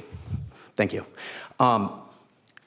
Relevance requires a level of reliability where it makes a fact, it tends to show that the fact is more likely to be true, doesn't need to establish it conclusively. And if the dog alert doesn't have to be perfectly probative, there can be cross-examination on, here are factors that may throw it off, et cetera. But Buller establishes that that evidence is admissible over the kind of objection that would have been raised using the Strobel letter. So I don't think that having the Strobel letter in hand could have made a difference. Thank you. Your rebuttal time? The state is making my point for me. He stands up here and argues about what fire science is or isn't, but the state has not a single witness that they can call to dispute the evidence presented in this post-conviction. They couldn't find a single witness to dispute Mr. Carpenter's conclusion this is an accidental fire based on the use of toxicology and then what we now know about HCN and carbon monoxide. The fire marshal, Mr. Humphrey himself, the one in charge of the entire state, testified in his deposition that today the fire marshal would not offer testimony like Hiles did in 1997. They don't even have any accelerant detection canines within the fire marshal's office anymore. What the state is misunderstanding here is that, yes, a canine might be brought to your car, right? And they might bark because you have a bunch of cocaine in there. That dog is not going to be enough to prove beyond a reasonable doubt that it's cocaine, right? The lab is going to test it. Proof, it could still be relevant even though it's not conclusive, and then you can throw on the defendant's admission, the furtive movement, the attention to lie. The stop wasn't good, right? And it could be thrown out completely. Right, but we're talking about whether it would be admissible and could advance the ball towards the state's burden of proof. That one piece of evidence doesn't in and of itself have to be conclusively beyond a reasonable doubt proof, right? Yes, but that's what the experts, that's what they're trying to say, right? You can bring a canine to the fire scene and it will bark, but you can't offer that as proof of the cause and the origin of the fire, which the elements of arson require that a person caused it, right? That the state's just saying because the dog, they testified the dog sniffed on accelerants. I mean, there was a lot of other evidence, the blocking of the doorway with a piece of furniture, the affair by the girlfriend with the girlfriend, all the other evidence is the beyond a reasonable doubt piece, coupled with that piece. Your Honor, respectfully, I disagree, okay? So Carpenter and the experts produced at this post-conviction explained that the table was not in place when the fire began. The table was moved there during extinguishment, so the water pushed it in there. It's not relevant to the cause and the origin of the fire. It has nothing to do with it. It doesn't make it more likely than not that gasoline was used in a lighter or it was an electrical smoldering fire or some other. I mean, there was a fact for the jury in the original criminal trial. I mean, you don't get to go back and try to change all the pieces of the evidence, correct? Post-conviction, we did challenge every piece of evidence that could reasonably support his guilt has been challenged, unrebutted. The state presented nothing to dispute anything that we presented. And so summary judgment really was inappropriate for the state in this case. This is not a case where the applicant did nothing. We did discovery, we did depositions, we had expert reports, affidavits, trial counsel had never seen this letter from Strobel. The AG that got this letter is the same one that represented the state before this court on direct appeal. Brady lasts, the duty lasts through until your conviction is final. His conviction is not final until the direct appeal is final. So he had a duty to disclose it at that time. And Mr. Kaiser's attorneys, they could have asked to, go back to district court for a motion for new trial, right? To not go forward with the appeal. And Iowa, as a state, had an obligation to disclose that their fan favorite fire investigator was disagreed with. And Mr. Strobel did say, a positive indication by the canine at a fire scene is irrelevant when the lab comes back and doesn't confirm that it's an accelerant. So evidentiary challenges aside, the question is whether the state even would have prosecuted this case in the first place when they didn't have a witness to say, we know how this fire started. Your position is it's not case specific on the duty to disclose. Once the AGs had that letter, they have a duty to disclose it in every case pending? Yes, Your Honor, I would say any case with that witness, I mean, it would be Giglio. It's just like an officer who has a credibility problem. You now have a fire marshal who has problems, and that should have been disclosed.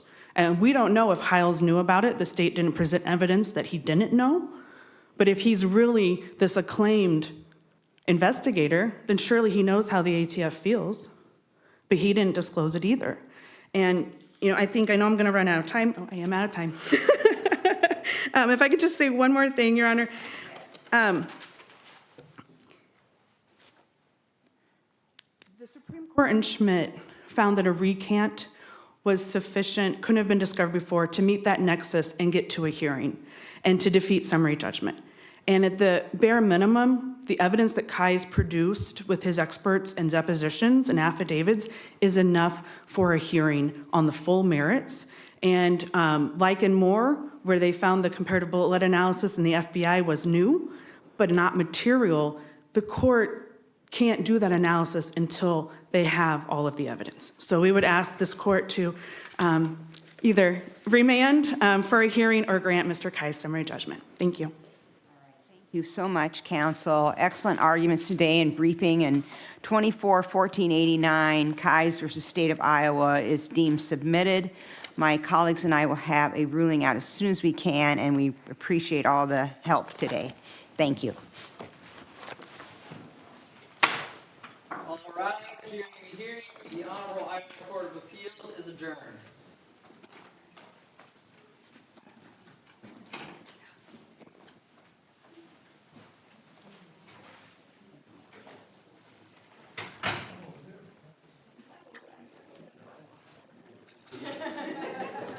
I never get to be over there. I told a story about going to the United States Supreme Court. Nobody's there, so I'm standing with the roster, pair of khaki shorts, Really?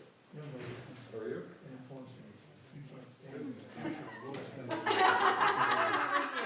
I looked at her as chilly as I could, and I said, and she goes, oh, maybe we get to argue about this. I said, she goes, what? I said,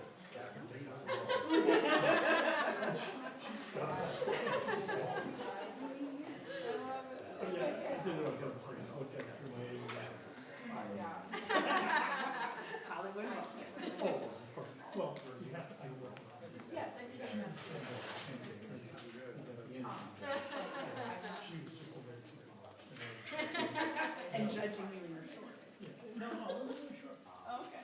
She was in the second place. There's great. I have great legs. Four of them.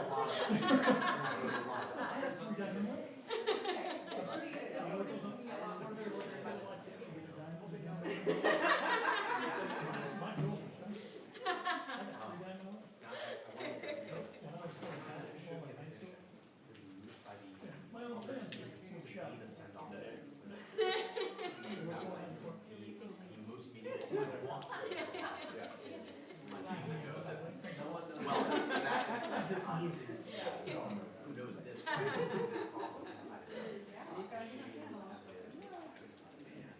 Well, I've lost in front of Mine was pretty short.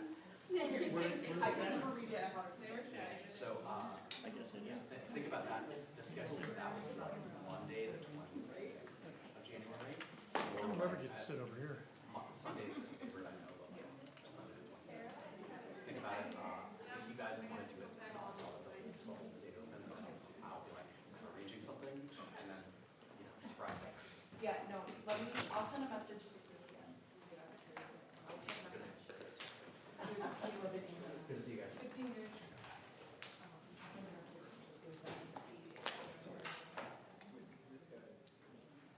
You know what else I learned from this guy's game? Never trust AI. They edited my first brief, Oh, no. destroyed it. I couldn't even recognize it. I'd never done it before. That was good. I just looked and blanched.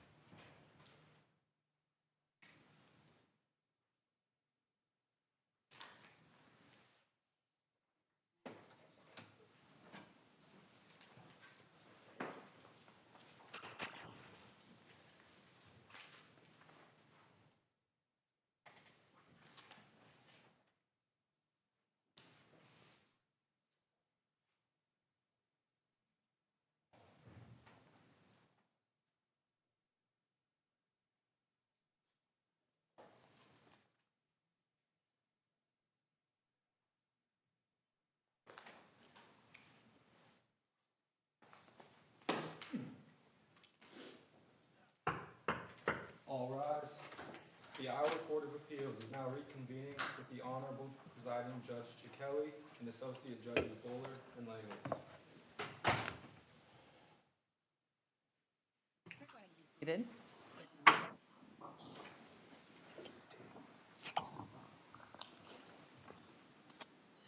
All right, good afternoon, everyone.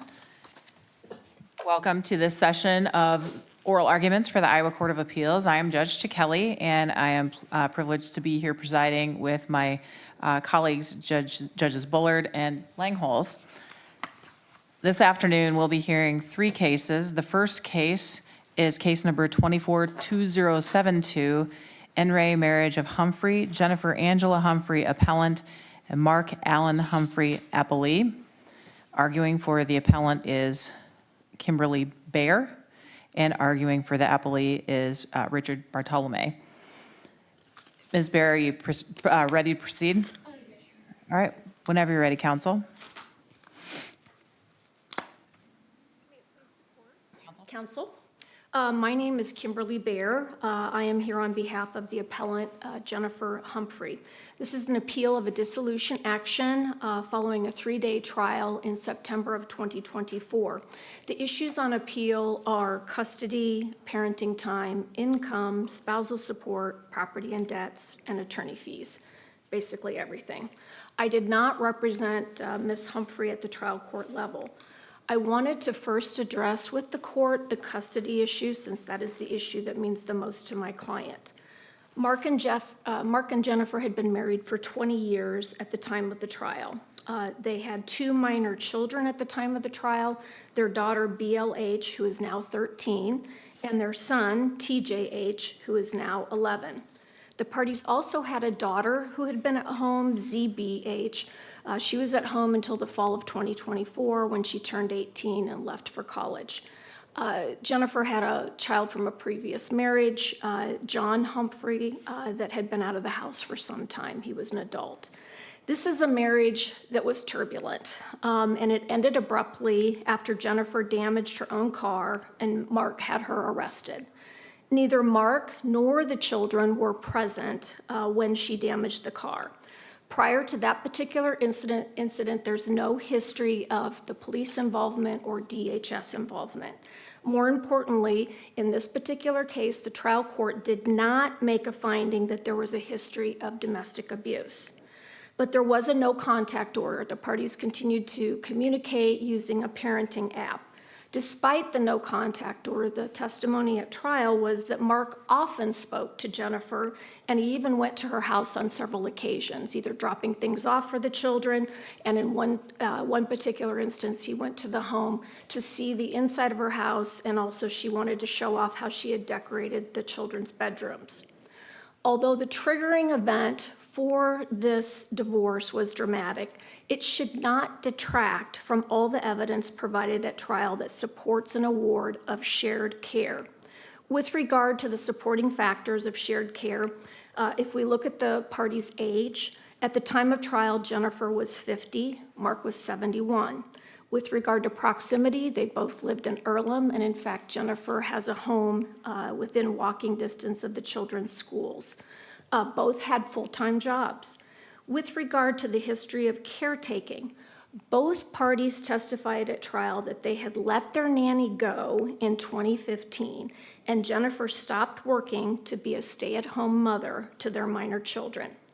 The parties agreed that due to Mark's busy trial schedule, he was a trial lawyer, and he traveled often, that one of them needed to stay home since they had young children. The trial court also noted that both parents were good parents and that the children were safe in their care. Now, Mark testified at trial and also presented this court with a lot of argument regarding issues that occurred in 2012 and 2013 that were turbulent and that often led to Jennifer leaving the marital home. She would then return, and again, in 2015, she quit her job to become the primary caretaker for the children. Evidence too that at trial about Mark being the parent who is primarily responsible for taking them to school and extracurricular activities and shopping and clothing and those sorts of things, how do we incorporate that into the analysis? Your Honor. So we had the no contact order, and that wasn't amended until well into the divorce. So with regard to the no contact order, my client couldn't attend activities if Mr. Humphrey was there. Once it was amended to allow her to attend those things, she certainly did start attending them. Also, one of the points that I want to make is that the CFR, we had a child and family reporter in this case. The CFR noted in her report that as of September of 2024, these children were walking to their mother's home 3 days a week after school so that she could take care of them while Mark worked. So basically, Your Honor, once things calmed down and once we had an amendment to the protective order, then both of them were involved with the children. It also seemed to give quite a bit of weight to the high conflict of the litigation and the trial itself, and ordinarily we give a lot of deference to the judge that sat through that and was assessing whether he could see the parents cooperating together. Do you think those were appropriate considerations, and how, again, should that weigh into? Of course, there are appropriate considerations. Interestingly, at the end of the trial, Judge Murphy told the parents, you've done a good job communicating, you've put your children first, you've been able to change schedules, make medical decisions, things like that. This was a high conflict divorce. I don't know whether it was a conflict between the attorneys, although that seemed to kind of play out in the transcript. And I know that at least one of the attorneys was chastised by several judges with regard to a scorched earth. But these parties, not the attorneys, if we take the attorneys out of it, these parties demonstrated that over a 29-month period while the divorce was pending, things kept getting better and better and better, and they were able to communicate and put the children first. Even the CFR said that she couldn't believe the dramatic difference with regard to how the parties were communicating, the change in the children. In the beginning, the children wanted nothing to do with their mother because Judge Murphy found that Mr. Humphrey had interfered and explained a lot of things to them that he shouldn't have explained to them. Once things calmed down, Mark and Jennifer worked together to increase parenting time and things like that. The children told the CFR they wanted more time with their mother. The oldest child, the oldest daughter that left to go to college, initially wrote an affidavit in temp matters against her mother. Before she left to go to college, she told the CFR, and I believe also the independent expert that was hired, Ms. Schneckel, that she thought that the children should have a 50-50 schedule with their mother. So things really had calmed down. I think where I'm stuck is that it seems to me there is an implied, if not explicit, credibility finding that the real behavior of these parents is worse than maybe it appears on the page by the district court, that his fear is the second there's not court supervision, the gloves are back off, and frankly, your clients seem to hate each other as we read the transcript. Why shouldn't we defer to the district court's assessment of that? And again, we have that tension where at the end of the trial, the judge commended them, saying, you've done a great job, you've been able to communicate. And frankly, my take on it is I think Judge Murphy was very frustrated with a 3-day trial where the attorneys were constantly at each other. These parents have shown that for the 29 months, they were able to work together. They weren't in front of the court with regard to arguing over vacations or visitation time. They agreed to amend a restraining order. So they've worked together. And it's unfortunate that the litigation and the parenting decisions might be tainted by the attorneys' animosity towards each other. About Judge Murphy's comments at the end of the trial, but I think it's not unusual to hear a judge in a family law trial give that kind of rah-rah speech at the end, and I'm guessing you would agree with my assessment of that, right? I would, Your Honor, the Judge Murphy really focused on two factors with regard to custody. One, the stability of my client, and then two, the communication. Obviously, I've addressed the communication. I think it really improved over the 29 months. And we had the CFR saying these people are communicating and working great together. She recommended primary care to Mr. Humphrey, but a 50-50 schedule. With regard to stability, I believe that the district court judge overlooked the CFR report, a portion of it, where it did come into evidence, it was in the CFR report, that these children were going 3 days a week during the school week to their mom's house. And she was working with them. She testified that, they were eating dinner. She was helping them with homework so that Mark could work late and then come pick them up. So the stability finding with regard to what was going on during the school year, I think overlooks what the CFR reported with regard to what was going on in September of 2024. Basis for the belief that the district court overlooked that fact versus just gave it less weight than you would like it to? Actually, the district court refers to the CFR report, notes that he read it, and said that he thought it was accurate, but then goes on to make the stability finding with regard to what was going on during the school year. And so it's hard to, put those both together. So. As I've said, they both were they had ability to communicate. It looks like I'm running out of time. We had a number of other issues with regard to property. I've briefed all of those. I think there were some math errors and some other things that will need to be addressed by this court. All right, thank you, counsel. And you are out of time at this point. You will have 5 minutes on rebuttal, so we can always circle back. All right, Mr. Boattenhamer, are you ready to go? I am, Your Honor. All right, whenever you're ready, counsel.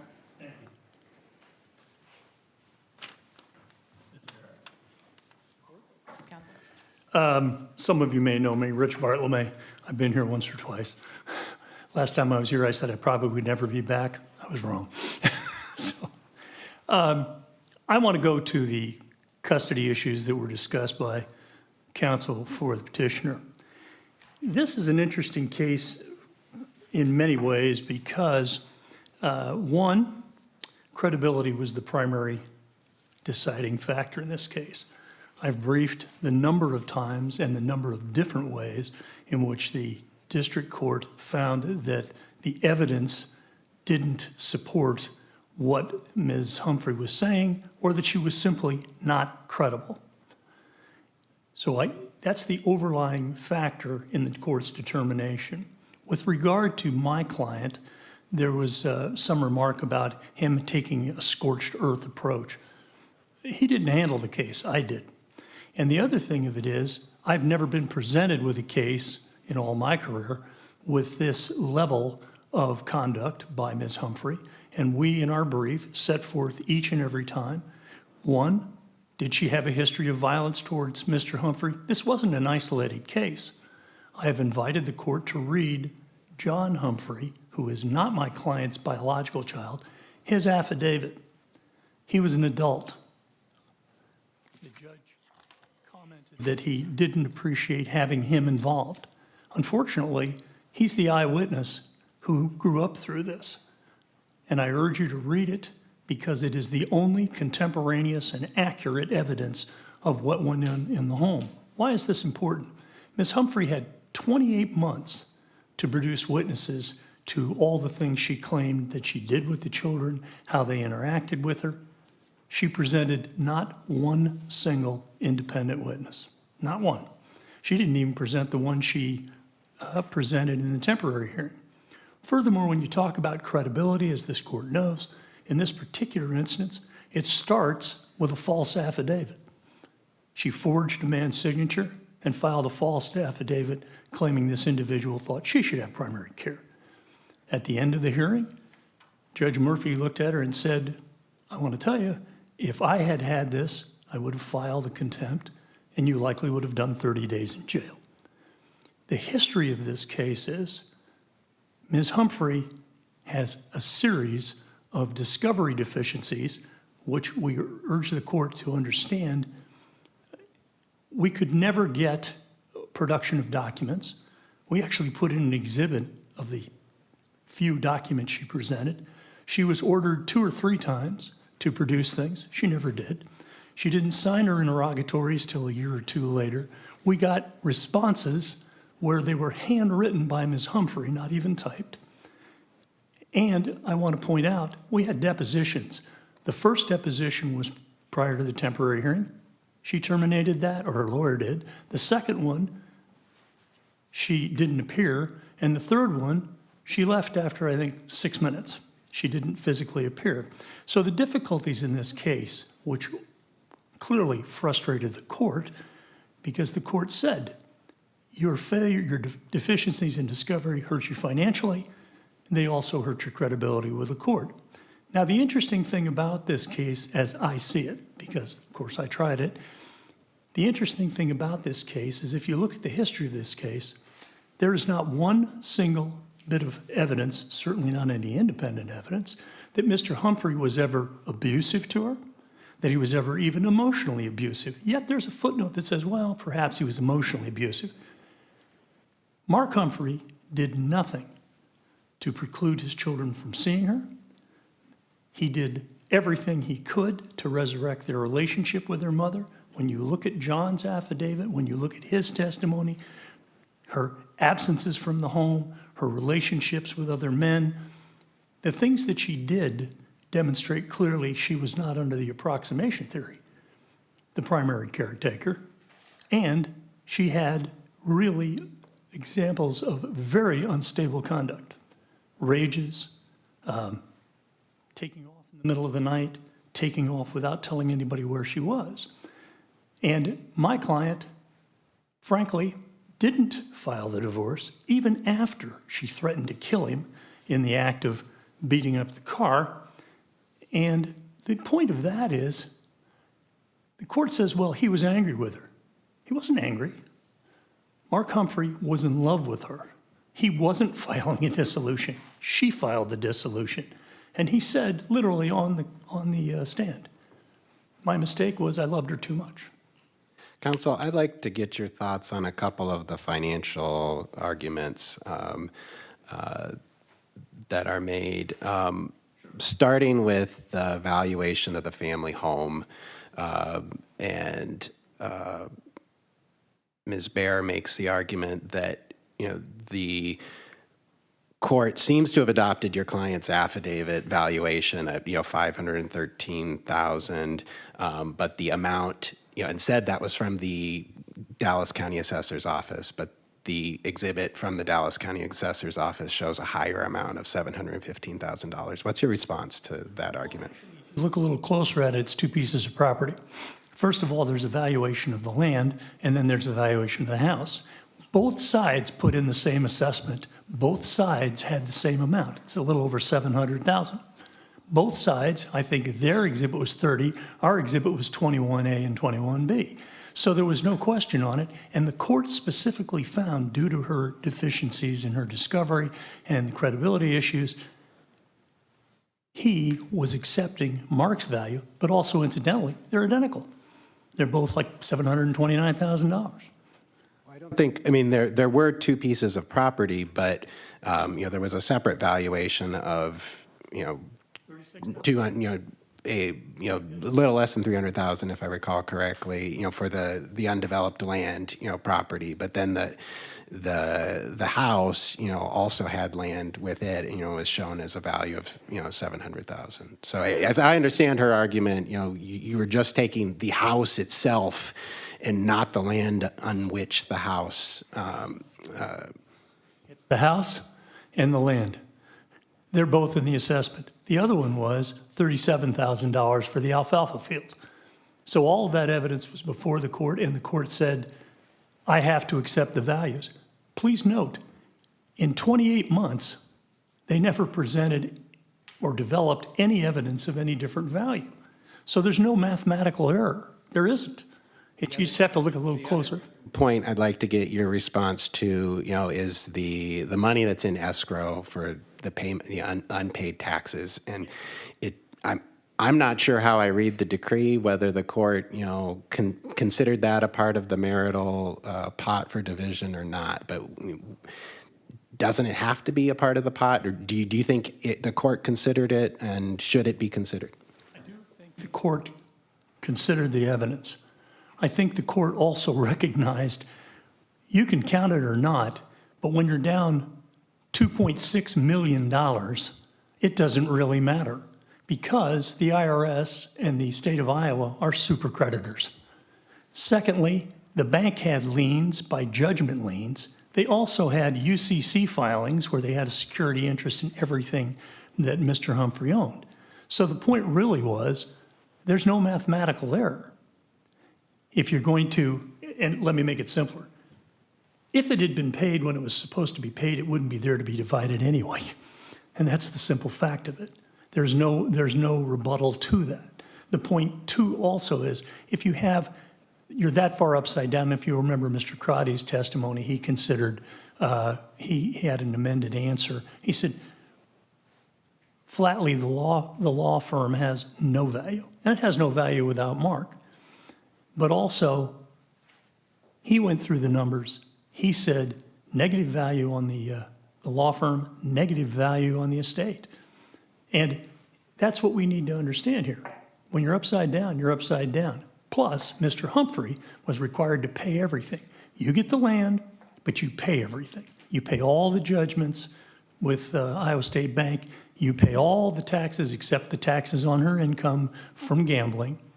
And that's the number he came up with. Now, the court may have a question as to how he did that, but I think what you have is an inkling or an inference from the court. Well, I might have ordered her $1,000 or $2,000 a month for his life expectancy.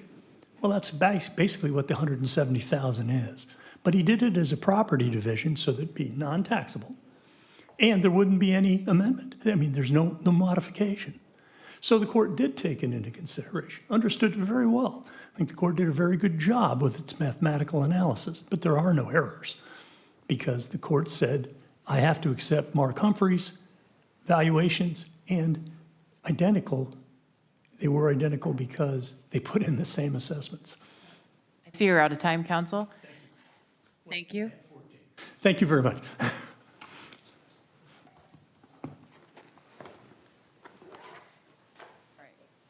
Any rebuttal, Ms. Baer? Yes, thank you, Your Honor. Thank you.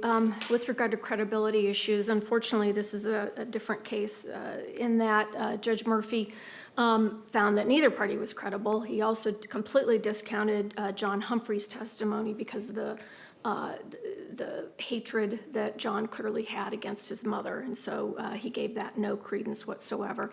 I have one point I want to make with regard to the custody issue, and that is the long-range best interest of these children. One of the reports that's in the file is Ms. Schnuckel was a private custody evaluator who testified, and in her report, she notes that the children were complaining to her that Mark was often coming home late from work and falling asleep in his chair, leaving them unattended up in their room. These are children that are about to be teenagers and they need to be supervised. Mark is in his 70s. Their long-term best interest would be served by having both parents equally involved. I'd like to go ahead and turn to the income issue. The district court imputed $150,000 to Mr. Humphrey as income. That presumably was based on his financial affidavit he filed in September showing a $12,000 a month income. But at trial, he admitted that in 2024, he'd already earned $1.2 million. And so that financial affidavit and reliance on $12,000 a month in income is simply misplaced. Isn't that figure the law firm's income, though? I mean, I think it looks like the record is a little bit limited on what the distributions from the law firm to actually available, income for Mr. Humphrey was. What the record reflects, Your Honor, is you're right. He was a sole proprietor. He's the only owner, and that's where that $875,000 distribution came from. And then instead of taking the other $330,000 out as a draw, instead he had the law firm loan him the money. Either way, it's income. And so that the record is clear with regard to that. With regard to the 5-year average, Brian Crotty testified that the 5-year average would be $409,000 of income for Mr. Humphrey. And if you took out the COVID 2020 year, which was an anomaly, actually we get up to $607,000 of average income over a 5-year period. My client did ask for spousal support. She wanted spousal support as well as a property division.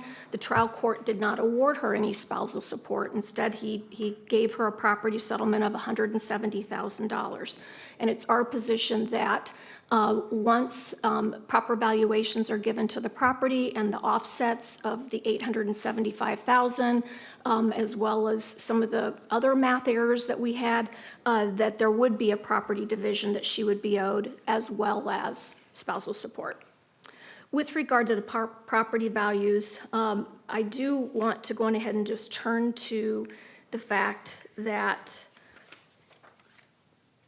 the 26 acres the parties owned, it's an additional 26 acres of land. It was purchased in 2014 for $355,000, and that's in the record at Exhibit R16.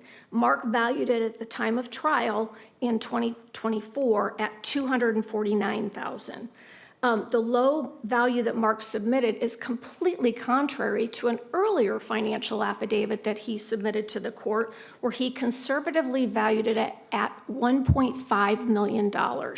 And he, in that affidavit, explained that he'd done a lot of research. He had figured out what the cost was per acre. And to my surprise, Your Honors, in Mark's brief, he admitted that, yes, he had used a $1.5 million value because he was trying to give the court full candor. So I don't know what happened then at the time of trial, but that was not full candor. That property should be valued at $1.5 million. The same thing is true, Your Honor, which I think you brought up. The marital home value ignores the 6 acres that it sits on, which are completely separate from the 26 acres. We also requested fees and cost at the trial court level, and we're requesting the same with regard to the Court of Appeals. Thank you. Thank you, counsel.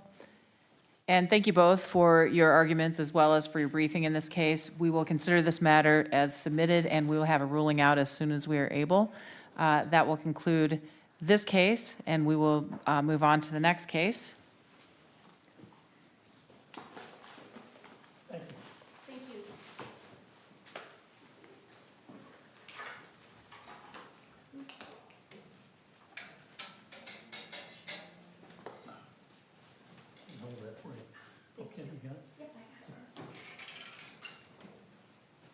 Our next case this afternoon, as the parties are getting situated, is 250543, Brenda Merrigan and Greg Merrigan appellants versus Greg Boattenhamer and Holly Wiederin individually, and trustees of the Greg Boattenhamer and Holly Wiederin Joint Revocable Trust.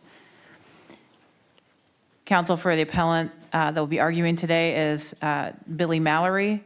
Counsel for appellees that will be arguing today is Brant Kaler. Mr. Mallory, are you prepared to proceed? Whenever you're ready.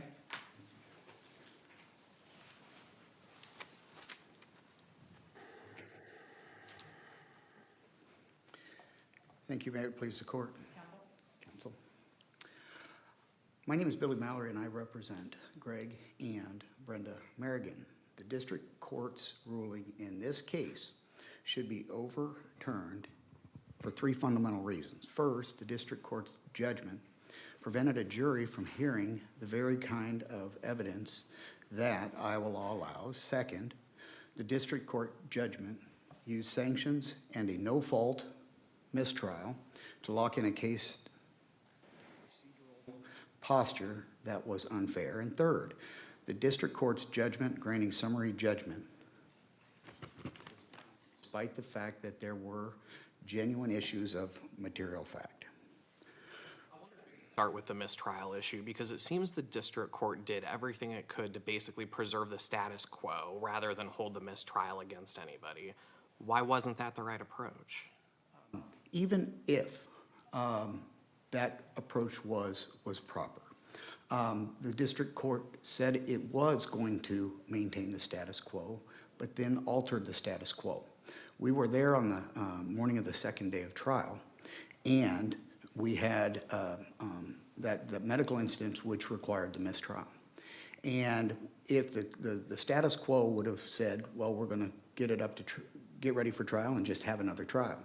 The trial scheduling order did allow for deadlines to run from that second trial, but even if we maintained that status quo, the Merrigans were already at trial. What the district court did was they prohibited us from doing anything further on the case, but then reopened the summary judgment deadline to allow the filing of a summary judgment, thereby precluding a second trial. Summary judgment can be granted any time before verdict, right? I'm sorry, what was it? You would agree summary judgment can be granted any time before verdict, right? Yes, summary judgment can be granted at any time, and one of the rulings of the court in this case does mention the fact that we're going to see if we can survive a motion for a directed verdict. And frankly, that is one of the most important issues that we've got in this case is taking those first two issues on the exclusion of the evidence and maintaining the status quo. We get to the issue of the summary judgment. What the district court lost sight of in this case is that this is a residential seller disclosure case under Iowa Code Chapter 558A. It's not a professional construction defect lawsuit. The allegations of statutory liability under 558A, this was mentioned in Putnam, it's essentially a misrepresentation case. And it's clear in this case, the defendants, the Boattenhamers, they misrepresented the condition of the home. And that is established conclusively by their own home builder, or Mr. Bush. He's the individual who they designated to come in and testify as a witness. He testified at deposition, and this deposition was before the court at the summary judgment. He testified that he had been called in to remedy water infiltration into the home, which caused major damages to the house that required the cutting out of drywall and replacing segments of the drywall, also repairs to the windows. And when we look at a 558A case, it appears that the district court, they treated this as a construction defect case where we're going to have major decisions on causation, when in fact, under a 558A case, that's not what you need. The issue is, do we have a misrepresentation? Did they exercise reasonable care in obtaining the information? And then what are the damages? In this instance, there wasn't a question as to whether or not there were damages. And in fact, when we look at the district court's ruling on the summary judgment, the district court in that ruling specifically held that there was evidence submitted on both sides. And if we look, I believe it is page 6 of that ruling, the court talks about the fact that, well, defendant's expert testified that there are simpler repairs that could have resolved the situation, such as resetting the windows or resealing the windows. So under the testimony of the defendant's experts, the issue is not whether there are damages and whether or not there are damages that are caused by this water infiltration. The issue is the cost of the repairs that we are saying, is that the true measure of damages, or could the measure of damages, could it have been done more cheaply? But that's the issue when we get to the summary judgment, is that the record is replete with material fact disputes as to those damages and what it was going to cost to repair those damages. And so setting aside the status quo, the mistrial, the exclusion of evidence, we still get to the heart of this issue, is that summary judgment ruling, where the court simply ignored the fact that we had material disputes of fact and gave summary judgment on a case that simply should not have had summary judgment ruling on it. Now, when we look at the issue of the status quo, we would... Before you go back to those issues, I've just got kind of an overarching question. If we ruled against you on the summary judgment issue. And I understand you think there was error, but if we disagreed with you on that, do the other issues matter? Like, is that the end of the case regardless, or do we need to decide either of those first two issues in order to be able to get to the summary judgment ruling? You have to resolve those other issues, because when we come into the ruling on the summary judgment, we are, with the ruling excluding that testimony and with the ruling, quote, maintaining the status quo, by allowing the defendants to file a motion for summary judgment without allowing us to actually have the submit additional information in order to rebut that. We believe that it goes hand in hand. We had the ruling that I believe Your Honor is referring to is in January of, we were set to go to trial in May. It was continued a year till the following April. And that ruling didn't come until January. After this mistrial and the continuance was granted, we had a year of time that was moving forward. We believe that the ruling on the status quo was an abuse of discretion. Without the ruling on the status quo, you could have introduced more evidence and solved the summary judgment problem. Is that essentially? How about the first one, the kind of the motion in limine ruling, the evidentiary issues? How does that connect up with the summary judgment ruling and needing to be necessary? On the motion in limine, and I believe it was at transcript, May 14th transcript, trial transcript. The issue on the testimony that was excluded is not as broad as I believe it has been argued at times during the district court proceedings. If we look at that transcript, page 18, the court doesn't say that these individuals cannot come in and testify. It says that they're not going to be able to give an opinion, certain opinions, but they can come in and say, this is what we came in and did, this is how much it cost, those sorts of things. And so the idea that you were not going to be able to use all of their testimony, I think that had become, I guess, inflated at some point in time, because the status quo would have allowed us to, if we were at a status quo, we would have been using the same testimony that the record says that we could come in and use. But yet, when we got to the summary judgment, it seemed like that evidence was now getting excluded. But that summary judgment ruling in and of itself, without the ability to adhere to the rules of civil procedure, we had to supplement our discovery. The rules require supplementation of discovery responses. We were obligated to come in and supplement our responses. And then we look at a situation where it is a no-fault mistrial, that this thing was kicked out, and then you look at the factors that are set forth in, like, Whitley.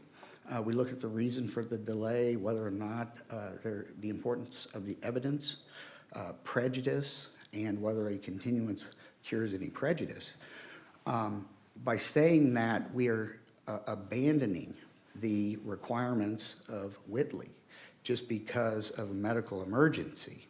It does not seem to make sense. And that's what the court really did, is it said, well, you had a mistrial as a result of a medical emergency, so now we're not going to look at this one-year continuance as, does it remedy any prejudice? Does it address those concerns? We're just saying, no, it's not going to happen. I see my time is up, but I will talk on rebuttal. Thank you. Thank you, counsel. And yes, you will have 5 minutes on rebuttal. All right, counsel, you prepared to proceed? May it please the court, counsel. I will start off where Mr. Mallory left, and that is talking about the mistrial. And understand that we're assessing Judge Ricker's decision to not reopen discovery after mistrial on an abuse of discretion standard, and clearly no abuse of discretion has taken place here. And in order to look at this particular issue, it's important that the issue not be looked at in a vacuum. There's a lot of procedural history with this case.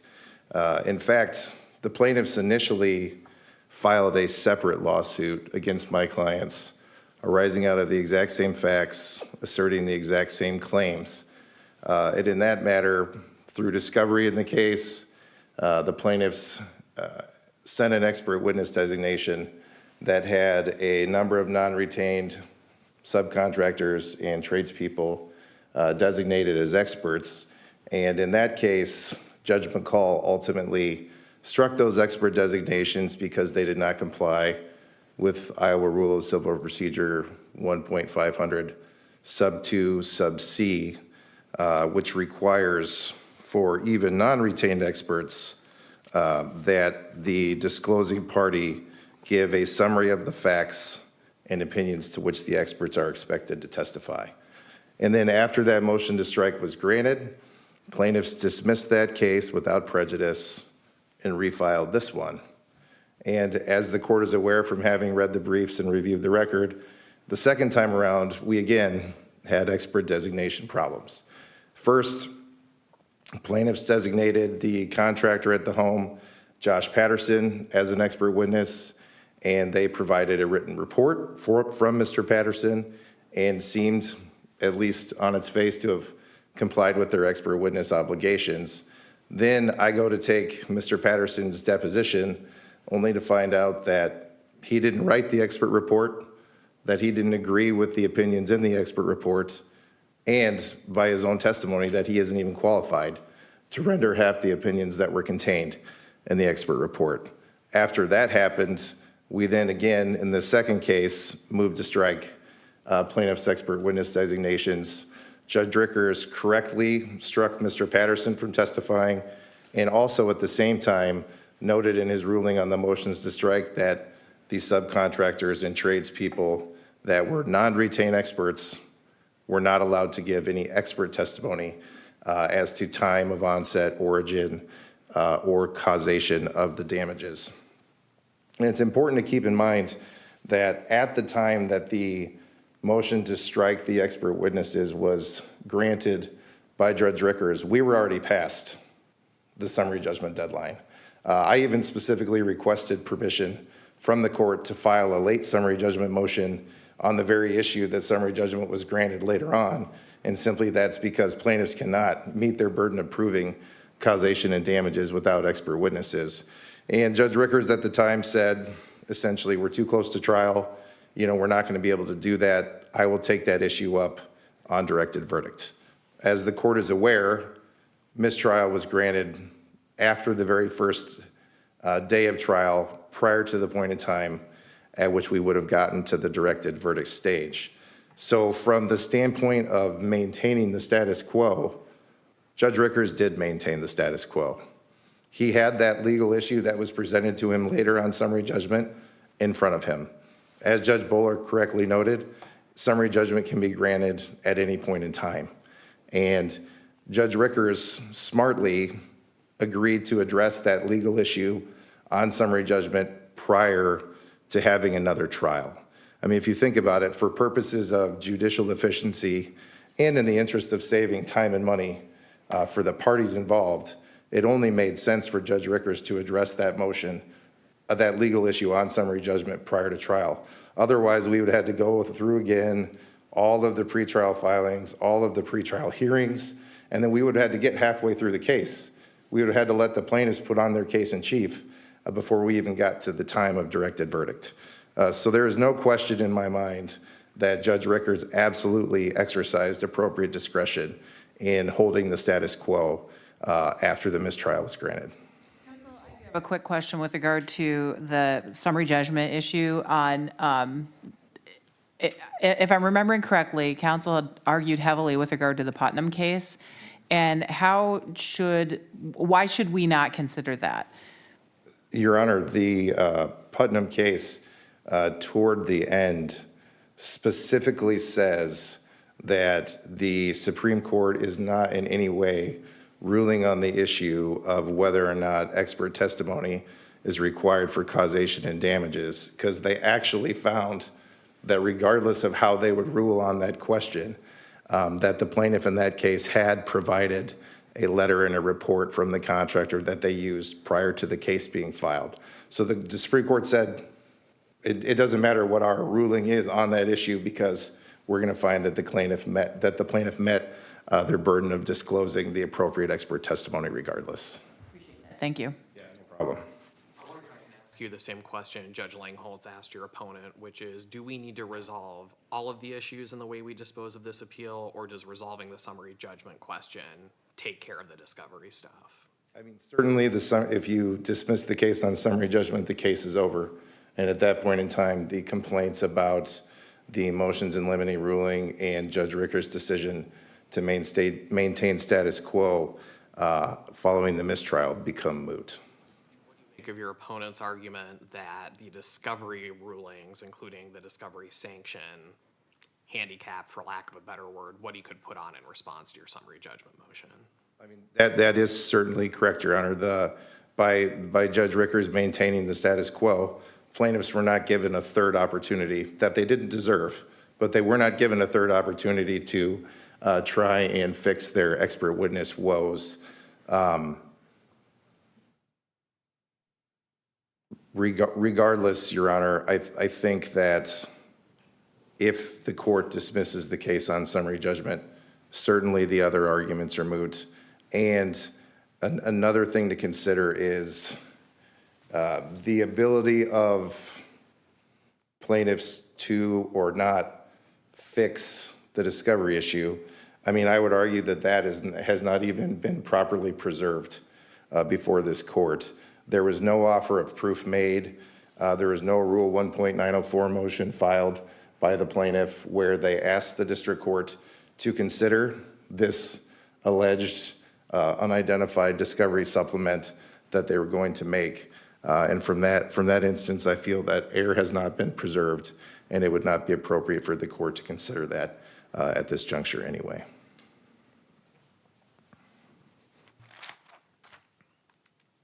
Moving on, Your Honor, asked the question about the Putnam case, and certainly in dealing with Judge Ricker's ruling on the summary judgment motion, I think it's really important to make the distinction between whether or not the plaintiffs were damaged and or the amount or reasonableness of the damages plaintiffs are claiming. Certainly with regard to the former, Judge Rickers was correct in holding that expert testimony is required. And in this case, Your Honor, with plaintiffs having the burden of proving liability, causation, and damages, we concede from a summary judgment standpoint that there was a genuine issue of fact with regard to liability. I don't think anybody's even contesting that. But when it comes to causation and damages, you have an issue where plaintiffs say that their windows leaked, and then plaintiffs replaced all the windows in the house. Every single one, despite the fact that barely half of the windows in the house leaked to begin with. And then not only did they replace the windows, but they replaced them with a different type of window and a different color of window. So the problem is you have testimony from the plaintiffs about this was the condition of the house as we bought it, and these were improvements that were made. But the expert testimony establishing the causal link between the condition of the home and the improvements that were made is entirely missing, and that is what is required.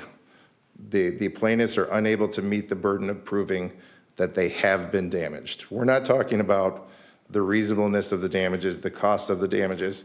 We are talking about whether fundamentally the plaintiffs were even damaged to begin with. I see I'm almost out of time. I thank you all for your attention today.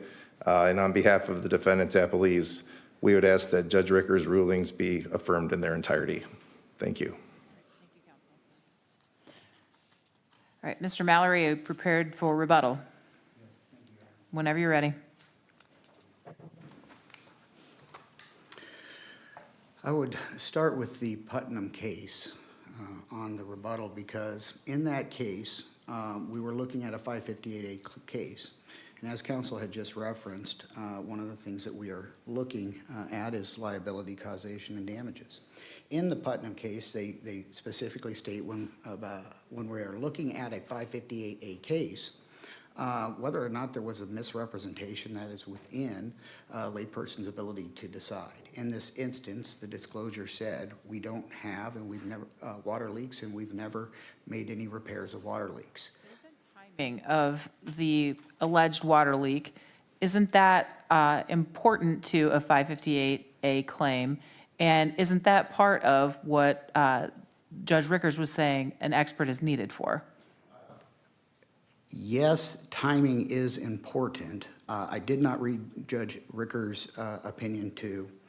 I know that's what it says, but what he ignored was the fact that we had an expert, their expert, the home builder. We took his deposition and he testified, these windows are leaking. Testified as to the method of water infiltration coming through the sidewall of the home into the home and causing damages to the drywall, which required extensive repairs. The timing at issue in this case is we look at the time of the disclosure and the time of the original sale. And the question is, was there water leaks before or not? We have Mr. Bush testifying, yes, there were.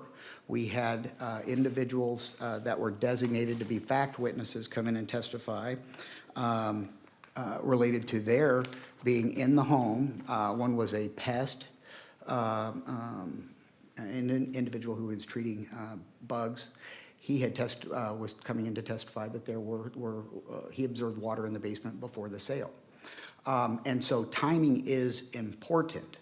But when we're looking at a 558A disclosure case, the only issue, it's binary. Did they have the problem? Did it exist before the disclosure, the sale, or not?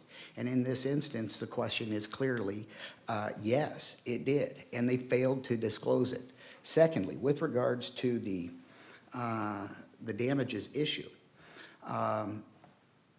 the summary judgment ruling itself specifically talks about the variation in the cost of repairs. Again, Judge Rickers specifically wrote in his opinions that we were going to be allowed to have people come in and testify as to the cost of the repairs.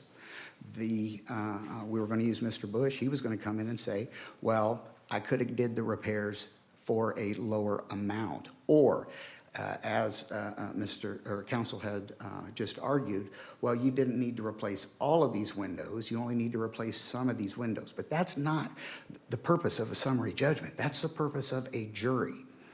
The jury gets to decide, is that testimony credible as to what windows should have been replaced versus what windows were replaced? Is a jury going to have the ability to decide the credibility of the witnesses to testify, who are testifying as to the cost of the repairs that they performed? And again, Judge Rickers had said, these individuals are going to get to come in and testify to what they did, when they did it, and the cost of those repairs. But when we look at the Putnam case, and we talk about, with regards to damages, it talks about regarding cost of repair.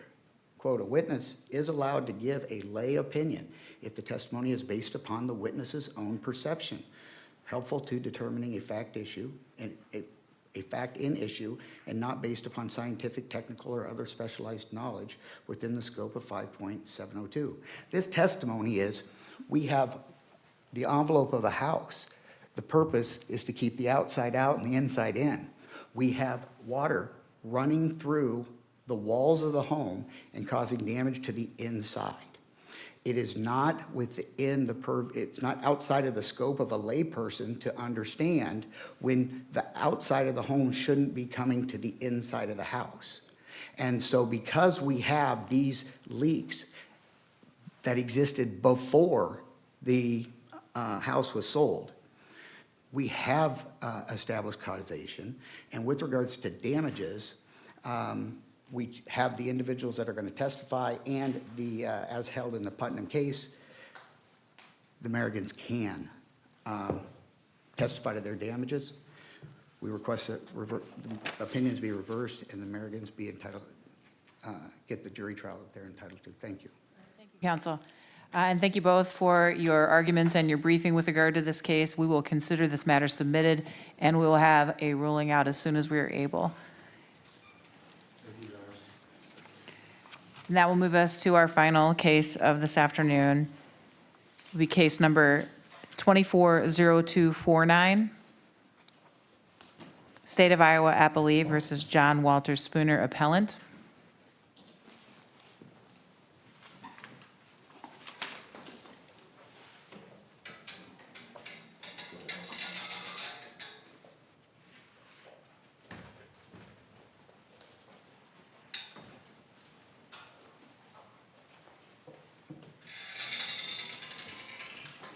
And it's the court's understanding that the appellant is represented this afternoon by counsel Teresa Wilson, and argument will be made by Kyle Kopp, a student practitioner arguing. Is that accurate? All right, very good. And then the appellee will be represented by Attorney Joshua Henry. Mr. Kopp, anytime that you are ready.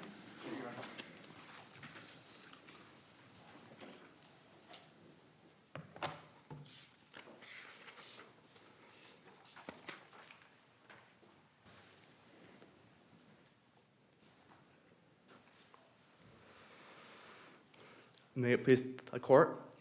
Counsel. My name is Kyle Koff, and I'm a law student intern representing John Spooner in his appellate matters. Before I begin, you will notice that I have a stutter. I've stuttered for my entire life, and it is not because I'm nervous. Please let me know if you'd like me to repeat anything during the argument. After Mr. Spooner's conviction for first-degree arson, 2 newly obtained expert reports would change the outcome at his trial. The basis of this appeal is 2 of the 4 requirements to grant Mr. Spooner a new trial. If Mr. Spooner's attorney, in the exercise of due diligence, could have obtained the reports prior to trial, and if the 2 new expert reports would probably change the outcome at his trial. That we can deal with the sort of procedural knot that's tied up with judicial notice of the other case file, the FECR that involves the homicide. It's an unusual request for judicial notice, but I wonder if you can address the Gale case and the Washington case, which essentially say, without consent, we don't ordinarily take judicial notice of other files. Of course, Your Honor. And looking at the case law, the rule that asking about, it's unclear when that rule, when it appeared in the case law, what the basis of that was. The case states, I believe, cites 3 other cases on the issue supporting the proposition that consent of the parties is required. Of those 3 cases cited by state's case, I believe only 1 contains the rule about agreement of the parties, but it cites the other 2 which don't contain that requirement. Looking at the Iowa rules of evidence, the Iowa evidence rules don't contain that type of requirement. Specifically, Iowa Rule of Evidence 5.801 sub B sub 2 gives this court discretion to take judicial notice if it can, quote, be accurately and readily determined from the sources whose accuracy cannot reasonably be questioned. I understand your criticism of the Supreme Court's, I guess, lack of grounding for that principle. I appreciate any law student willing to criticize the Supreme Court. But here we are at the Court of Appeals, and I think I am stuck with what they have said. Do you disagree? Given that it was a Supreme Court case, I don't, but I would also urge the court to look at 5.801 sub C sub 2, which provides this court must take judicial notice if a party requests it and the court is supplied with the necessary information. Here, the other information from Mr. Spooner's murder trial cannot reasonably be questioned. It's reliable. So given the mandatory nature of 5.801 sub C sub 2, I would urge this court to take judicial notice of the involuntary manslaughter conviction. A related question to that. I mean, even assuming we do have discretion and it would be, potentially permissible, the district court didn't have that, and shouldn't we be limited to the information when we're ruling on whether the district court properly denied the motion for a new trial to what was before the district court? How is it that this would be a case where it makes sense to look at other outside information it didn't have? It makes Given the timing of the two cases, Mr. Spooner's murder trial occurred after Mr. Spooner's first-degree arson conviction. I apologize for not being knowledgeable of when the order about the new trial occurred, but again, given not only the discretion the Iowa rules of evidence, but the mandatory nature of 801 sub C sub 2, I would urge this court to take judicial notice, and importantly, in that, in Mr. Spooner's murder trial, the instructions presented to the jury explain the law as requiring the jury to believe Mr. Spooner committed first-degree arson, to find him guilty of first-degree murder, because arson first is, as explained in the instructions, a forcible felony. After hearing the testimony of the two new experts, the jury did not convict him of first-degree arson, which is strong evidence that it would change the outcome at his trial. But again, I want to emphasize that this court taking judicial notice is not a requirement to find that the trial outcome would probably be different. Before we get to the outcome, we can talk about the due diligence prong, which I think comes first in the list. As I look at this record, Ms. Watt represented your client below. She's an experienced public defender, certainly not her first Class B felony. It strikes me that if she wanted a continuance, she would have asked for one. Why isn't that the end of the analysis, that this was a gamble that just didn't pay off in your client's favor? The continuance issue isn't the end of the analysis for three reasons, Honor. Number one is that, of course, the defendant's trial strategy changes in response to state's experts. Given the information Mr. Spooner's attorney was knowledgeable of at the time she was presenting a reasonable trial strategy, which was a defense of voluntary intoxication. The due diligence standard only requires a reasonable effort to investigate Mr. Spooner's case, which he did pursuant to her reasonable trial strategy. Two is that the timing of state's reports were delayed because the state miscalculated its timing of charging Mr. Spooner. The state charged Mr. Spooner before it was prepared to bring him to trial within 90 days. And as a result, it disclosed its experts' report basically at the eve of trial. State disclosed its state's arson investigators' report a mere 7 days prior to trial.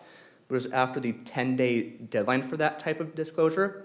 Given that Mr. Spooner's attorney was in a different trial that week, and based on the information he had, I believe state's arson investigator did not discover the melted cords that defendant's arson investigator discovered after trial, and state's chemistry expert did not conduct the molecular analysis that defendant's chemistry expert conducted after trial. Given the timing, given the fact that Mr. Spooner's attorney had no reason to believe that state's own experts did not discover evidence, I would urge this court to not apply the due diligence standard to hold Mr. Spooner's attorney to a higher standard than state's own experts. I believe that answers your question about a continuance, Your Honor, but additionally, Mr. Spooner, this was up against his speedy trial rights as well. Mr. Spooner had a constitutional right to a speedy trial. The state did not have a constitutional right to a continuance. This court should not use the lack of a continuance, given Mr. Spooner's demand for speedy, given the timing of state's disclosures, and given the trial strategy that was reasonable to pursue with due diligence against Mr. Spooner's attorney. And I want kind of bargain that people make in the district court all the time. I think Ms. Watt almost says it out loud at one point in the transcript. Her goal was to force the state to trial unprepared. And that's a gamble that I think made a lot of tactical sense at the time, and it just didn't play out in your client's favor. So why should we reward that gamble by granting a new trial now? I don't think it is rewarding the gamble. And I want to emphasize that the standard isn't could the evidence have been discovered prior to trial, period. The standard is could it have been discovered with due diligence. Given Mr. Spooner's attorney's strategy was to present the voluntary intoxication defense, and again, she had no reason after the state's late disclosures to believe that state's own investigators did not discover important evidence that was beneficial to Mr. Spooner's client. It wasn't just a gamble, it was the reasonable trial strategy. I also want to emphasize that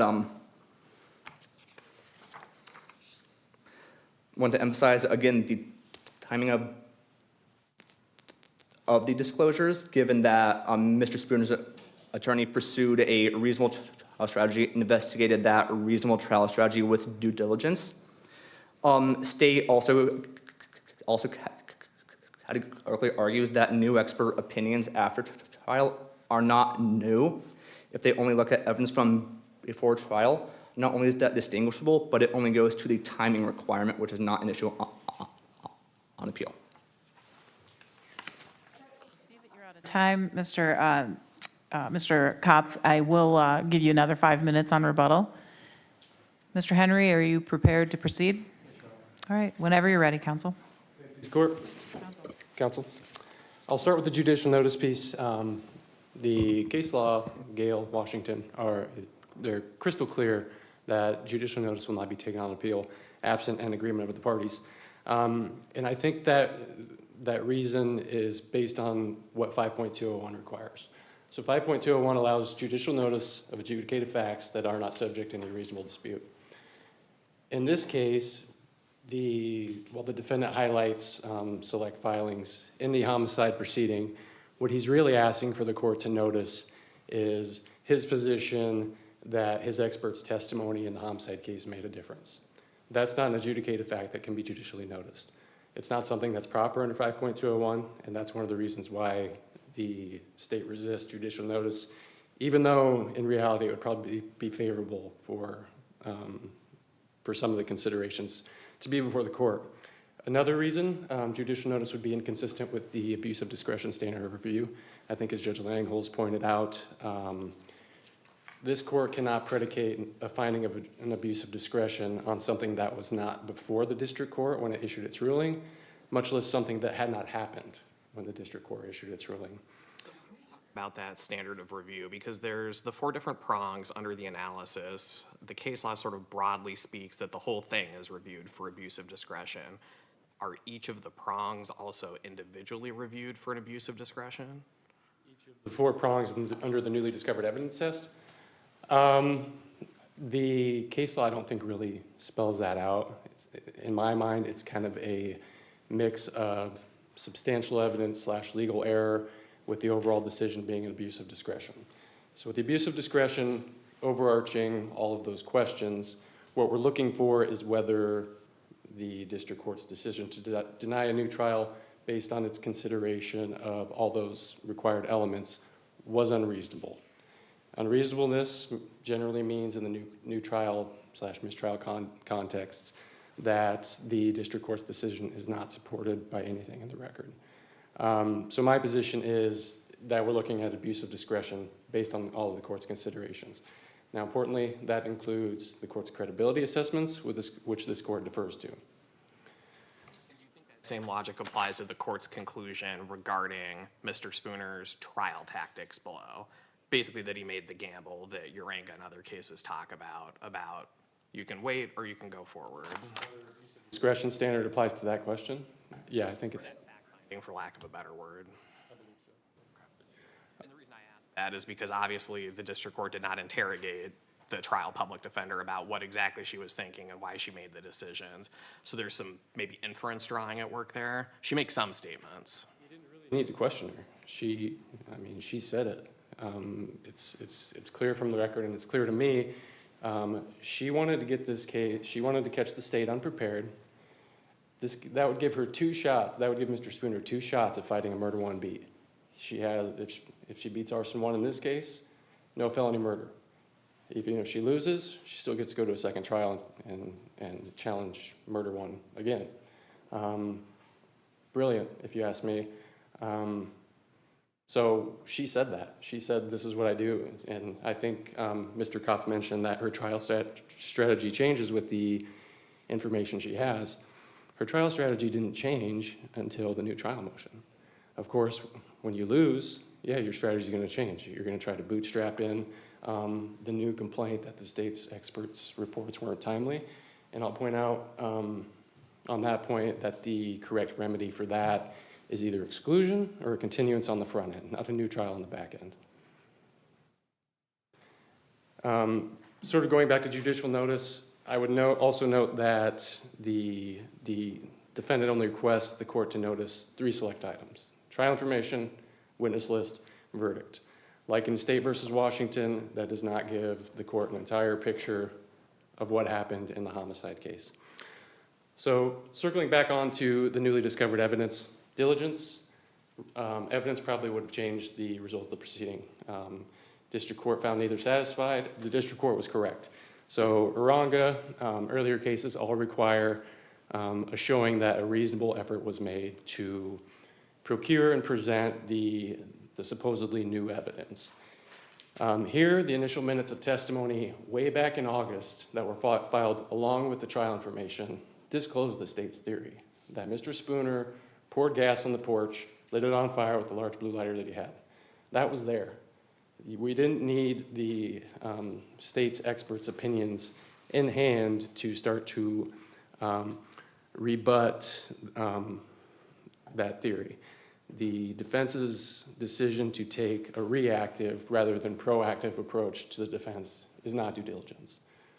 So what we had here was basically that. The initial minutes gave the state's theory. The defense chose their strategy. We're gonna go speedy, intoxication, insanity. None of it panned out.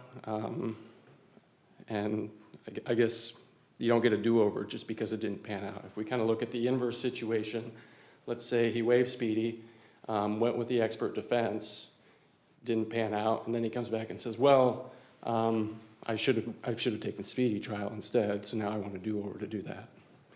It's basically the same argument, just with a little different twist. Neither one of them make any sense to me.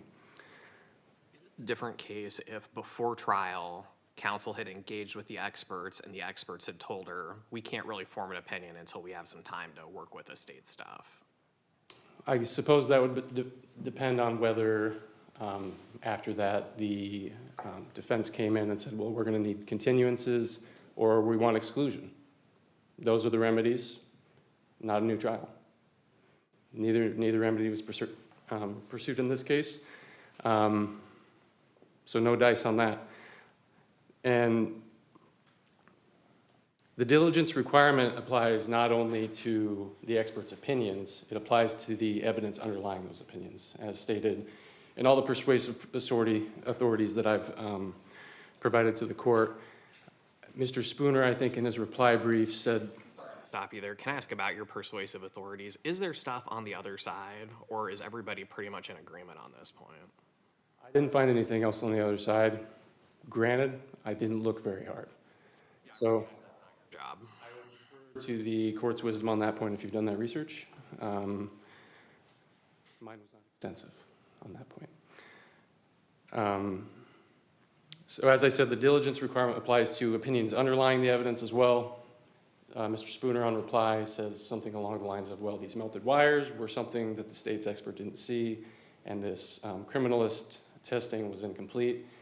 These are all items that were available to the defense through discovery or investigation of the scene that were not pursued with any sort of diligence.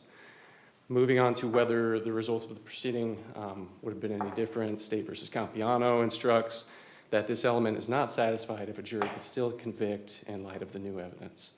I think that that essentially defeats the defendant's establishment of this from the get-go, because we have the district court making a credibility assessment based on the overwhelming evidence supporting the state's theory. And I'll just cut to the chase. the defendant's experts were not credible. Mr. Lentini's opinion did not disprove the state's theory that Mr. Spooner started the fire on the porch with gasoline. It only opined from an absolutist standpoint that it couldn't have come from the same gas can. Well, guess what? There were more gas cans. There was another gas can sitting 4 feet away from where the fire started.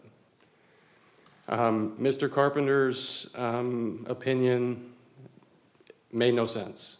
It was incomplete. He charged the fire marshal with conducting an unprofessional, incomplete, substandard investigation.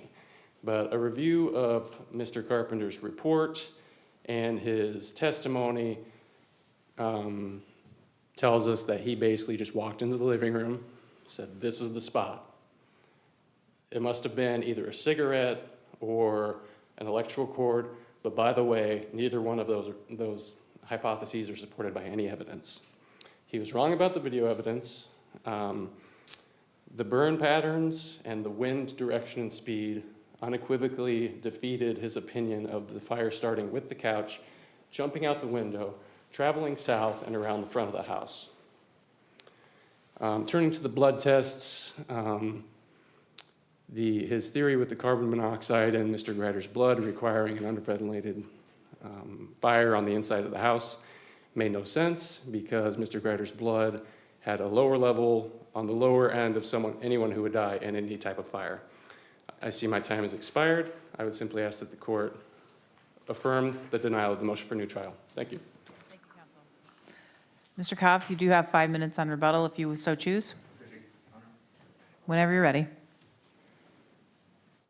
I want to start by discussing the trial outcome and the issue of the lack of notice.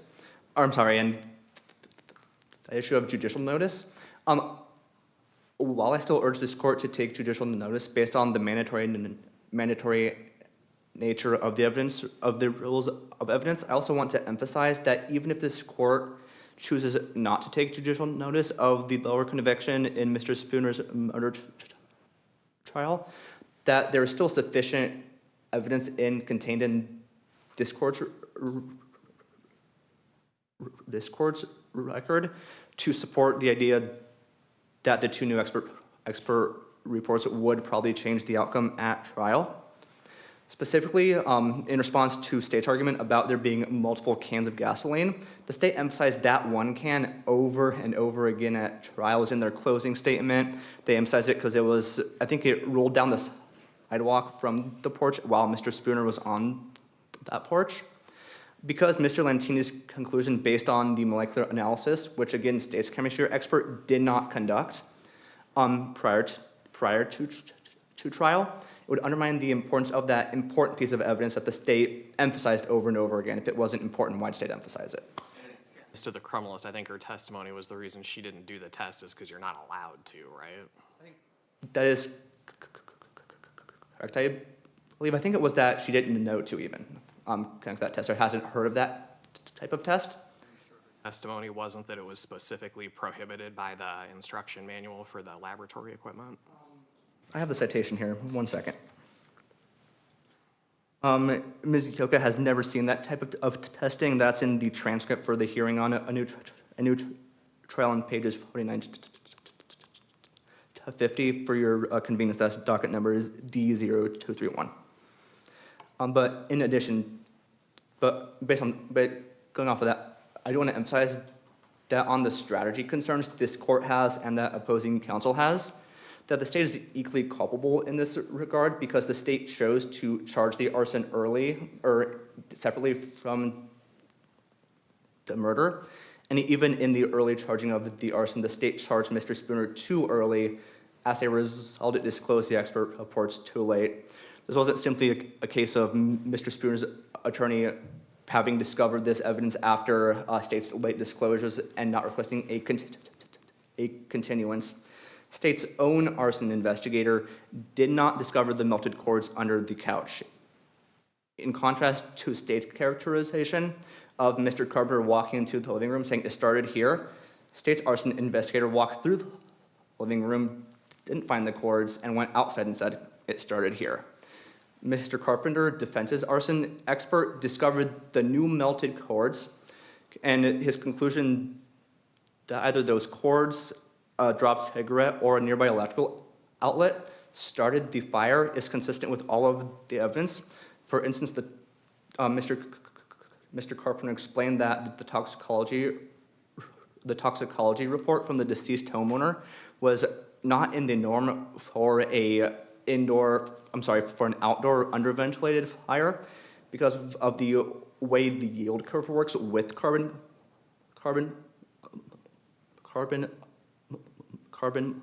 monoxide. In that type of fire, once the oxygen is consumed, the carbon monoxide increases dramatically. So it wouldn't make sense or states for the toxicology report to contain those carbon monoxide levels unless the fire was indoors and unventilated. The mistake about the wind direction also doesn't end Mr. Spooner's appeal because the window where the fire came outside and spread to the porch was in an alleyway. Common life experience tells us that alleyways can funnel wind in strange directions, and Mr. Carpenter testified that even a calm wind can spread the fire because it's a gaseous chemical reaction. I urge this court to not apply the due diligence standard to hold Mr. Spooner's attorney to a higher standard than state's own experts who missed evidence and hasn't heard of some of the evidence. Given that she reasonably investigated a reasonable trial strategy and the two reports would change the outcome, I urge this court to grant Mr. Spooner a new trial. Thank you, Mr. Kopp. And thank you both for your arguments and also for your briefing in this matter. We will consider this matter submitted and we will issue a ruling as soon as we are able. At this time, it's my understanding that that concludes oral arguments for this session of the Iowa Court of Appeals, and we will stand adjourned. All rise.